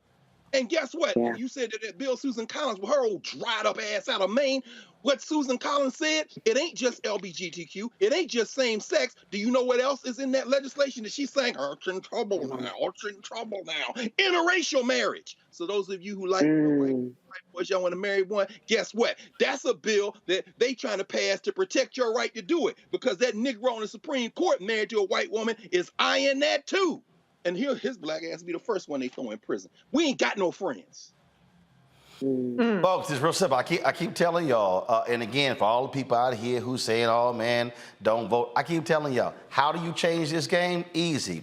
Tim Ryan beats J.D. Vance in Ohio, okay? It's real simple. Ryan versus Vance. You're likely going to have Mandela Barnes against incumbent Senator Ron Johnson, Lieutenant Governor Mandela Barnes in Wisconsin against the Republican incumbent Ron Johnson to bounce Ron Johnson's ass out of the United States Senate. Pat Toomey is retiring in Pennsylvania, but you got Mehmet Oz running against Lieutenant Governor John Fetterman. Fetterman needs to beat him. You got Senator Rand Paul, incumbent Republican, running against former state Senator Charles Booker.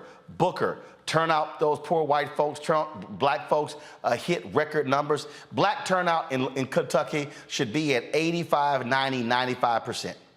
Maximize the numbers, bounce Rand Paul's ass out. Sherry Beasley running against Ted Budd in North Carolina. Elect Sherry Beasley. You got Representative Val Demings in Florida running against Marco Rubio. You've got in Louisiana, you got several people it's called in the jungle primary, but Gary Chambers Jr. has been out there against incumbent Senator John Kennedy as a sister who's running as well.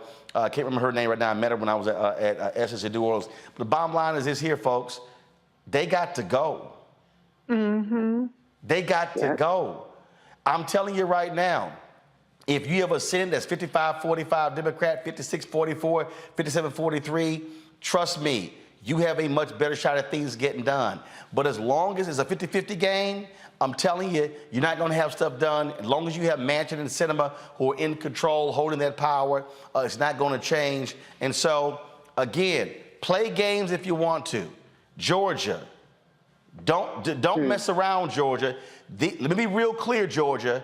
These white folks are going to vote for that idiot Herschel Walker.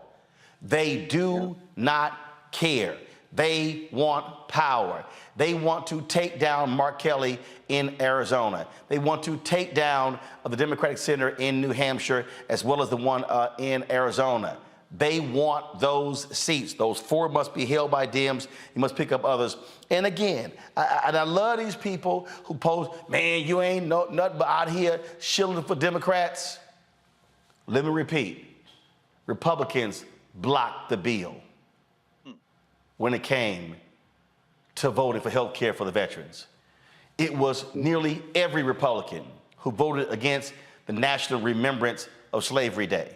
It was every Republican except one who voted against the domestic terrorism bill after 10 black people were gunned down in Buffalo. It was Republicans who voted against price gouging at the gas pump in the House. It was Republicans who voted against lowering insulin prices in this country. So y'all can kiss my ass with all that, you shilling for the Democrats. Here's what I do know, and let me be real clear. I got issues, or I put them on the table. You heard Alicia and Mondale lay out the issues that black folks. I got issues, but what I do know is we gonna have some real issues if them fools in charge. If y'all ain't read that Axios report about what these conservative think tanks are, they literally are plotting the coup right now. Absolutely. The plan of action that they have for if Donald Trump wins in 2024, if y'all thought them 4 years he was president was crazy, what they have planned is bonkers compared to what you saw for 4 years. But y'all go ahead and keep playing these games. I'm not saying you don't challenge Ryan, Barnes, Beasley, Demings, Booker, and all the candidates on your issues. But what I am saying is, go ahead and play games. Go ahead and play games, and you see what these fools have planned for black people if they get back in charge. It ain't gonna be pretty. Gotta go to a break. We come back. Headlines on Roland Martin Unfiltered on the Black Star Network.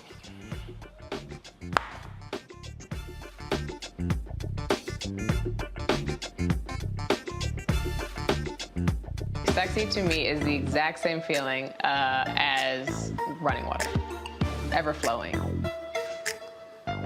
Water always finds a way to get through. And so when you know that you're sexy, there are no questions about it. It is an ever-flowing emotion. It is an ever-flowing feeling. When you question it, though, you stop the water. I struggle with this a lot, mainly because I've been told what sexy should look like, what it should feel like. As a model who did Sports Illustrated, you're told that this is what sells sexy, but then you travel the world and what's sexy to one person is not sexy to another person. I'm more of a mindfuck kind of person. How can you stimulate the brain? To me, that's sexy.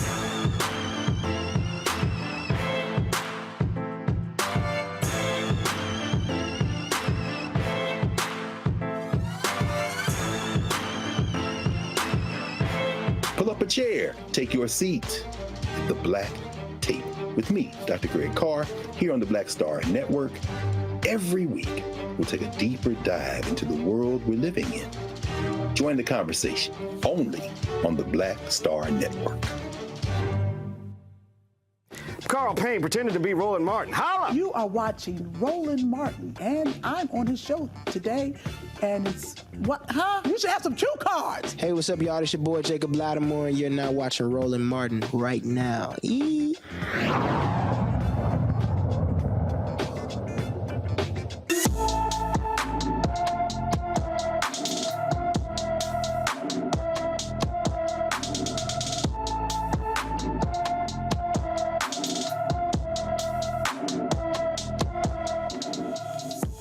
All right, folks, our black and missing for the day. Avery Potts disappeared from Dallas on July 19th.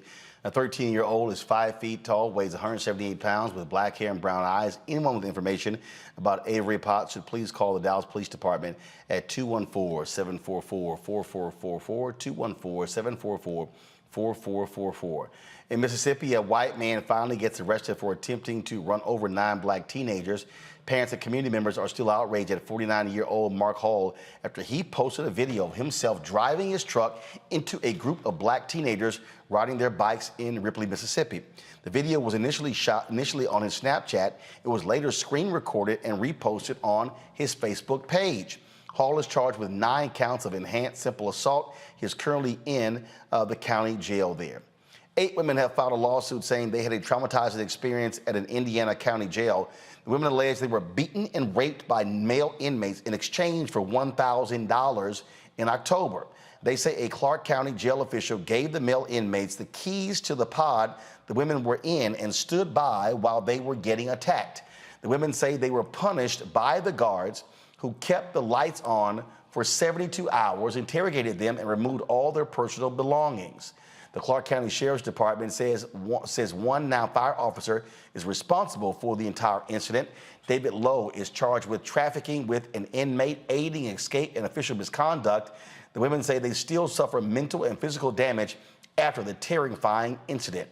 In 2018, the Bureau of Justice reported over 27,000 rapes happening in prison. Staff members committed 42% of them, while other inmates committed 58% of those rapes. And folks, how about this here? A black Trump supporter who said in court that he actually wasn't black because he was MAGA. He participated in the January 6th insurrection. He received actually tied someone else for the longest jail sentence for those impacted on January 6th. Mark Ponder, a native of D.C., was sentenced to 5 years in federal prison for assaulting law enforcement with a fire extinguisher during the January 6th insurrection and breaking a riot shield. After his arrest by the FBI, Ponder refuted Trump's false claims about the 2020 election in the Supreme Court. The FBI has arrested around 850 people in connection to January 6th, with hundreds of cases in the works. I got to say, it was pretty hilarious, Reese, him saying, oh, no, I'm not, I'm sorry, I'm not black.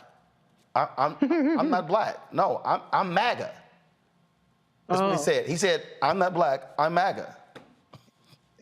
Oh, like you not black, you OJ? Well, shit, they got OJ up too, okay? So if anybody was gonna go to jail, it was definitely gonna be your black ass, and they was definitely gonna throw the book at you.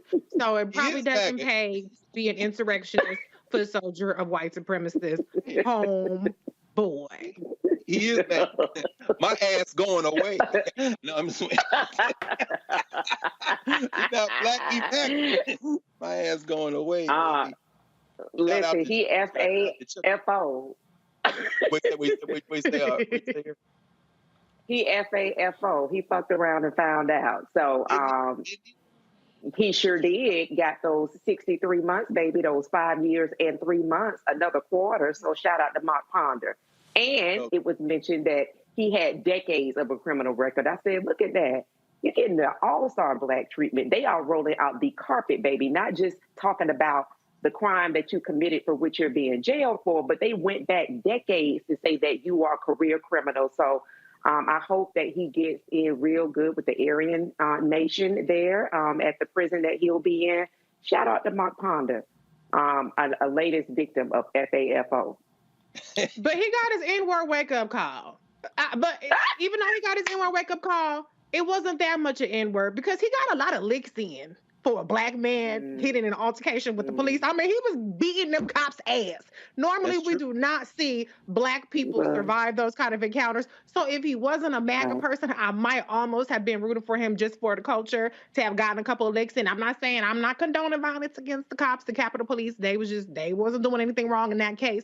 But I'm just saying, for all the licks that he got in, he survived it and he got 5 years. I don't think that's a bad deal, even though he got more than most people did. Greg, bottom line, as far as I'm concerned, for this dumbass, some people like, well, you know, this is unfair that the black man got the most. No, he got traded. He ain't on team. He not on Team Black. You're right. Well, you know, and here, kind of again, it brings it all into perspective, doesn't it? The judge, the U.S. District Judge that handed this sentence out, actually contemplated giving him more. He actually gave him 3 months over the prosecution's ask. That judge is named Tanya Chuktan. She is an African American. She's from Kingston, Jamaica, raised here, went to school at George Washington here in the district, and she has been holy hell on the January 6th protesters. There are many more that are going to appear before her before it's done. She's also the one who she was presiding over the case where Trump was trying to keep his records sealed and away. But Tanya Chuktan is not playing. So before anybody says that the black man got different, understand the black woman was like, oh, hell no.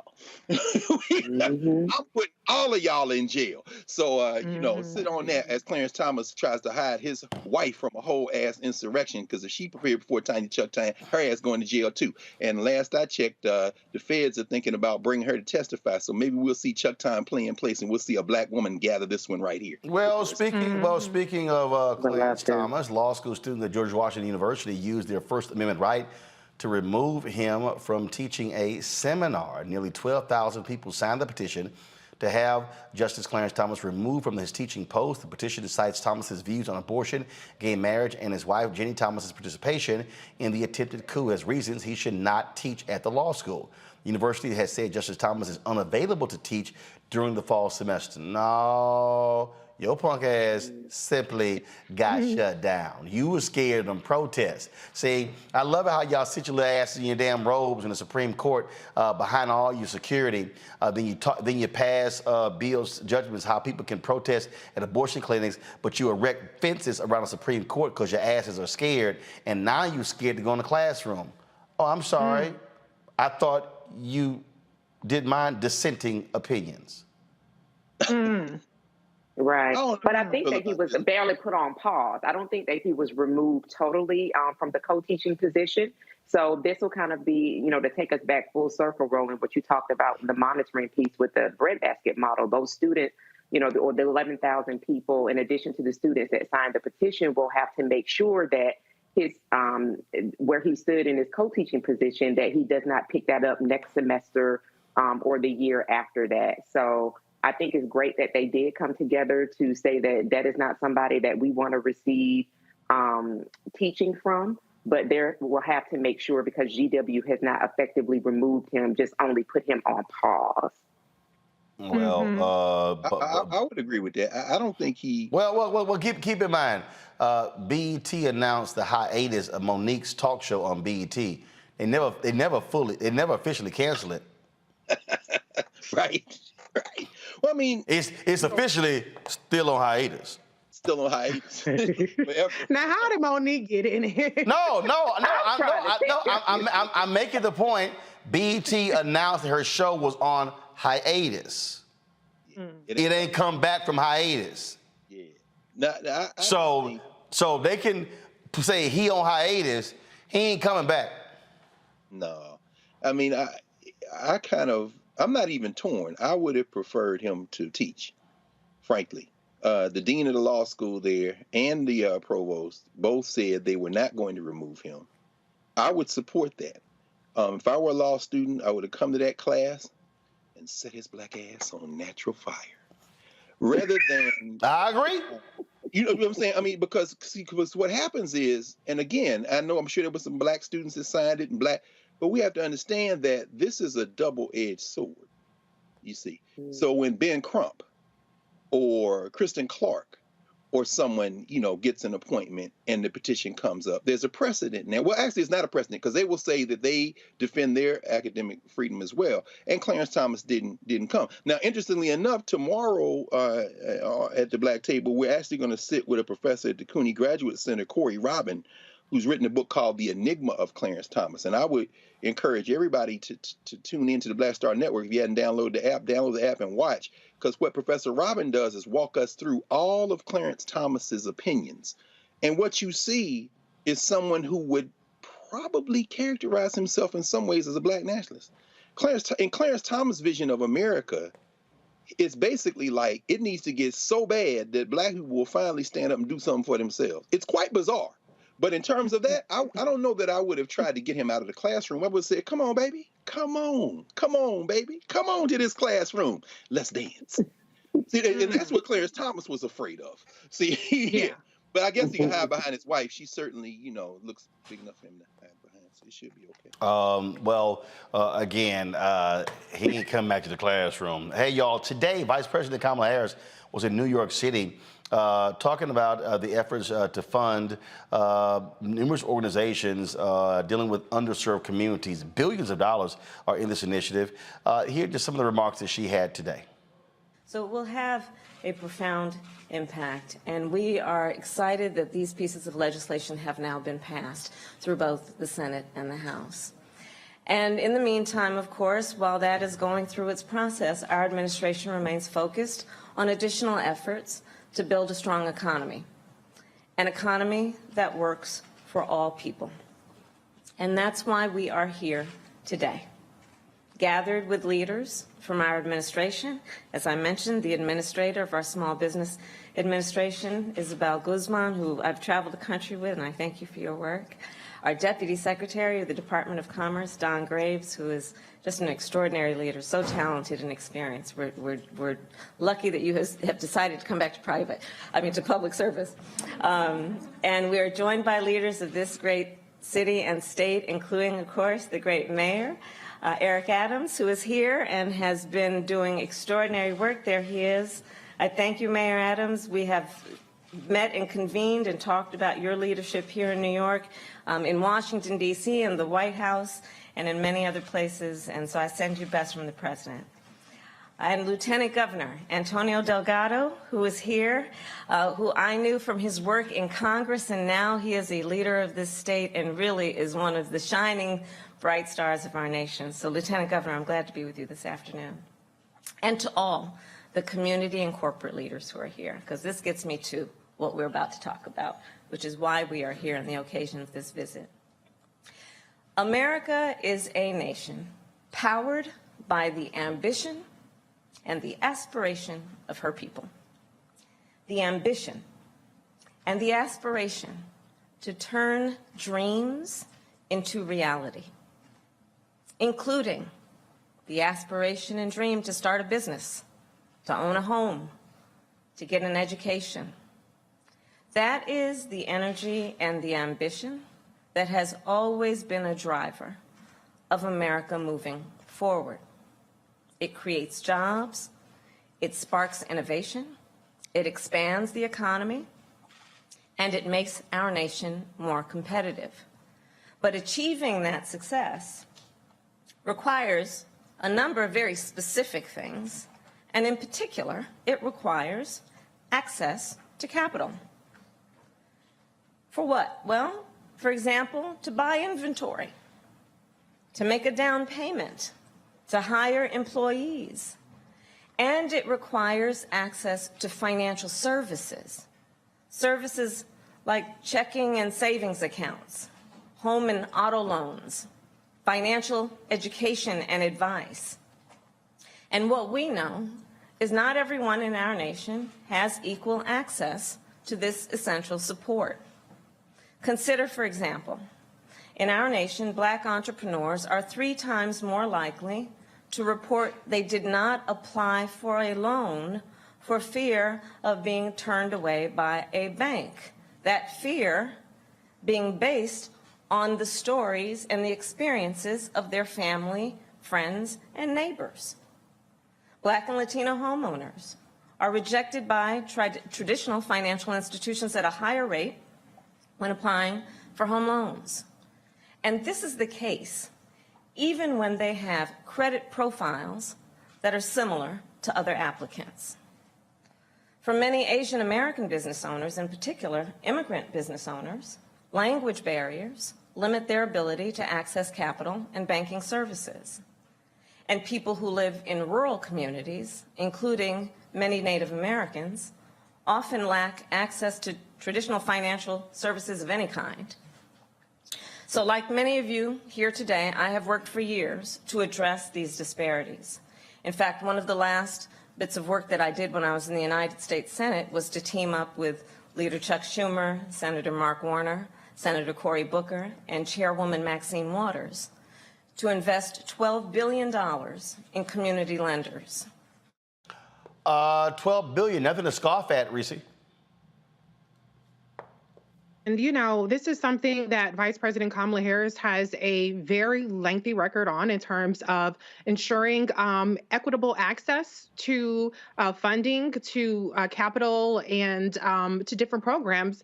And I think that this administration has been especially good at ensuring that when money is put out there, that there is access for minorities, Black people specifically, that normally isn't there. So going back to the conversation a little bit earlier, I do take exception when there's kind of narratives being pushed about a lack of engagement, a lack of even attention being paid to the Black community when you have somebody like the Vice President of the United States, not somebody like the Vice President of the United States she's really been barnstorming the country, primarily focusing on Black major conventions, as well as going to these states, these critical states that we need in the midterms, but also going to red states like Indiana and meeting with Black legislators, Black lawmakers, and really convening people from across the country to mobilize around a lot of these issues. So one of the things I would like to see, instead of consistently perpetuating perceptions about what's not being done, if we could have more conversations like the one that you are facilitating by showing Vice President Kamala Harris's remarks and show what's actually being done. We can argue if it's enough or not, but I know that the many times that I've been at the White House and I've written articles and I've covered the leadership of Vice President Kamala Harris in particular, it gets crickets. When Kamala says that she's a woman in a blue suit, everybody and their mama sees that shit, but nobody sees stuff like this. And so I just want to challenge us to be more aware of what's going on and to have these conversations that aren't feelings-based, but are facts-based. And if you don't know, then let's have a conversation and let's talk about it instead of just always defaulting to these long-standing narratives that I don't think hold true as much when you look at leaders like Vice President Kamala Harris, people in the administration like Environmental Protection Agency Administrator Michael Regan, who really does exceptional work, and you almost hear nothing about him. Secretary Fudge, who does exceptional work as well. Let's have some conversations that are fact-based. So, and the one last thing I just have to get this out, because when the mayor said we wouldn't need scorecards if we're engaging, that's no. The reason why I suggested it to Ice Cube, scorecards, is because that level sets the conversation, and we can all go off of the same set of facts, because we have too many feeling-based conversations, too many conversations that are fueled by what people see on social media. Usually it's disinformation that they react to and get all spun up about, and we aren't even talking about what's really being done. And we're not even fighting the things that we really disagree on, because we fighting on some shit that ain't even true to begin with. We're talking about $12 billion, Erica, from a coalition of 23 companies and foundations to underserved communities. And we talk about that money going to community lenders. I mean, that directly impacts Black-owned businesses. Absolutely. So when we talk about Black issues, when we talk about things that directly are definitely yield benefits for Black communities, this is an example of that. And I completely agree with my sis Reese around, these things that aren't being mentioned when we continue to look in how Roe v. Wade is impacting, especially Black women being 3 to 4 times more likely to pass away, giving birth, and then up to a year after that child has been in the earth. When we think about Vice President Kamala Harris and all of the work that she's done around Black maternity health issues, that is a real Black issue. We're talking about life being created, Black life being recreated. And so that is definitely an issue. So it's, moving away from things that are kind of like, that have the propensity to rile people up, to get people really upset and become meme worthy. We have to get out of the business of that, because Alicia talked about being in my home state of Georgia, and during this primary of the governor's race, gubernatorial race, that there was a 7% decline in folks participating, specifically Black folks participating in the primaries. That does not bode well for a state that absolutely needs a governor who's paying attention to not only the things that impact Georgia's economically, but healthcare wise. And we're talking about Leader Stacey Abrams. So there has to be, and I know that there are folks that do work in the communities, both rural and in metro parts of Georgia, to really message out, and that they're out doing that work. We have to make sure that people are also hearing and seeing and understanding the work that is being done on the executive level, that definitely does yield benefits for my home state, Georgia, and other states around it, that they're not being neglected, that their issues are being addressed, and that if they do want to raise their voices, do that, but they have to participate in the vote. Greg? Again, yeah, I mean, I can only echo what Reese and Erica have said. Kamala Harris, regardless of any political differences any of us might have with the Democratic Party in general, with the vice president, or anyone else in this administration in particular, I think it's fairly, what am I saying? I think it's fairly clear. Everyone, I think it's unanimous for observers that this administration has not used her well, has not cut her in as a full partner in the project. And it's almost as if the Biden administration is trying to lose, I mean, even the news that broke, of course, in the last 24 hours with this feckless cosplay coal miner out of West Virginia coming to a deal. This is major news. And, there's only so much that we can do to try to prevent this freight train that is bearing down on us from hitting us. Kamala Harris could be used much more effectively in many more ways, but it's almost as if in that White House, she is not only an afterthought, it's almost like you got to work to kind of evade the vice president like that. Whatever skills, whatever talents, whatever abilities she has, whatever demonstrated capacity to kind of push that she has, and certainly she spent time in the United States Senate before she came in. This is really indefensible. And at the end of the day, we're going to get stuck with the bill, just like we got stuck with the bill for Obama.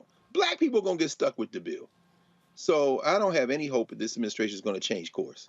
I mean, I almost wish the vice president would go rogue, but I mean, because she's going to end up holding the bag too.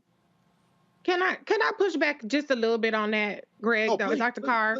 I think if you talk about politically in terms of optics, in terms of messaging, do I think she's been effectively utilized?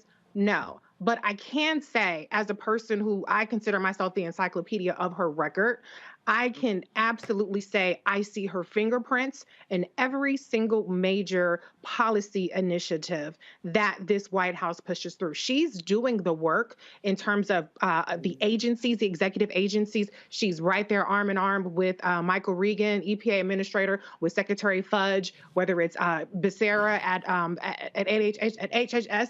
She is convening executives. She's doing cross, agency collaboration. And that was a hallmark of her work when she was Attorney General in California. So I won't accept that she is not being utilized in terms of doing the work. She's absolutely doing the work. Now, is she getting credit for it? No. Is she getting beat up in the media? Absolutely. But I do think we're seeing different policy outcomes and different priorities than we would have otherwise seen if Vice President Kamala Harris was not in that seat. I can say that unequivocally.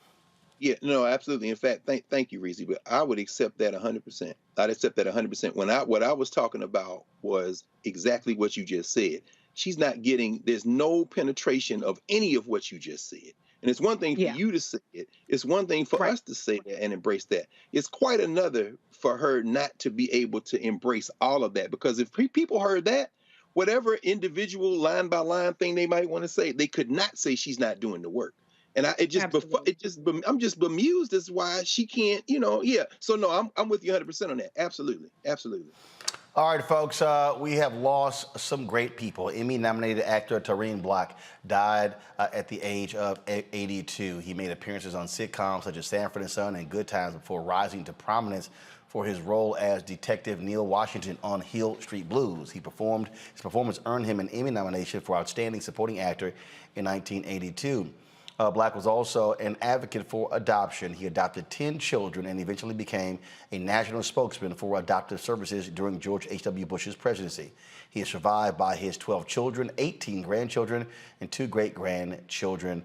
Again, Tareen Black was 82 years old. Emmy-winning character actress Mary Alice Smith, she has died of natural causes.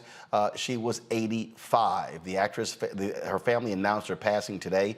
The star on stage and the screen is best known for her role as Letitia Letty Bostick on NBC TV's sitcom A Different World and Effie Williams in the 1976 musical drama Sparkle. Mary Alice also performed on Broadway and won an Emmy Award for Outstanding Supporting Actress in the Drama Series in 1993. She also won a Tony Award in 1987 for Best Featured Actress in a Play. Mary Alice, of course, she participated in The Matrix as well. Mary Alice Smith, again, passed away at the age of 85. The founding president and first CEO of Black Public Media has passed away. Mabel Haddock died of kidney disease Saturday in New York City after a brief hospitalization. She created the National Black Programming Consortium in 1979 after seeing a need to diversify the stories told on TV. She also supported Black filmmakers and producers in their films, TV programs, and series.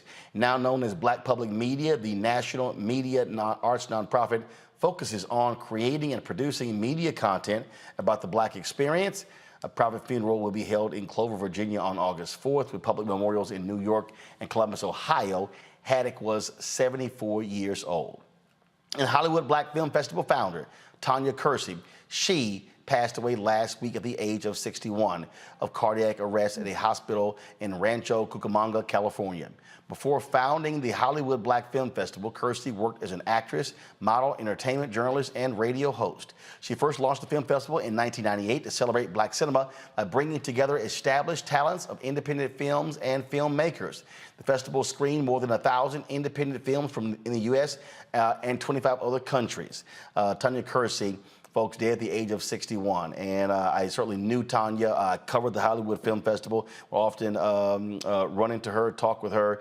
So she certainly was one of the leading voices in amplifying black folks in cinema. So certainly our thoughts and prayers go all the loved ones, the family of all of the folks who we mentioned who are now ancestors.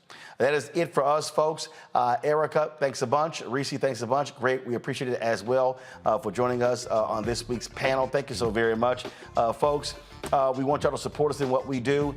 What we try to provide for you is something that no one else is doing right now. A daily 2-hour, sometimes 2.5, news show that speaks to our issues, but it's not just Roland Martin Unfiltered. It's also the 6 other shows on the Black Star Network. Of course, Deborah Owens' show, Financial Literacy, airs on Monday. Then you've got Reverend Dr. Jackie Hood Martin show on wellness, balanced living. That show, you got Faraji Muhammad, his show every single day. You got Greg Carr in his weekly show. You got Stephanie Humphrey with The Pivot on her show, talking to entrepreneurs. We got Roland with Roland, which airs every 2 weeks. We've got a fantastic interview with Damaris Lewis. She's an actress. She's a dancer. She performed with Prince. Folks, you don't want to miss that interview with her. So go to the Black Star Network app and check it out. We got lots of content on there, a lot of stuff that you've missed. So go to the app. How do you get it? You download it. Apple phone, Android phone, Apple TV, Android TV, Roku, Amazon Fire TV, Xbox One, Samsung Smart TV. You can download it on all of those platforms. And of course, we want you to support our Bring the Funk fan club. Your dollars make it possible for us to do what we do here. So please support us. Checks and money orders go to P.O. Box 57196, Washington, D.C. 20037-0196. The Cash App is $RM Unfiltered. PayPal is R Martin Unfiltered. Venmo is RM Unfiltered. Zelle is Roland at RolandSMartin.com. Folks, thanks a bunch. We'll see you tomorrow right here on Roland Martin Unfiltered. Holla!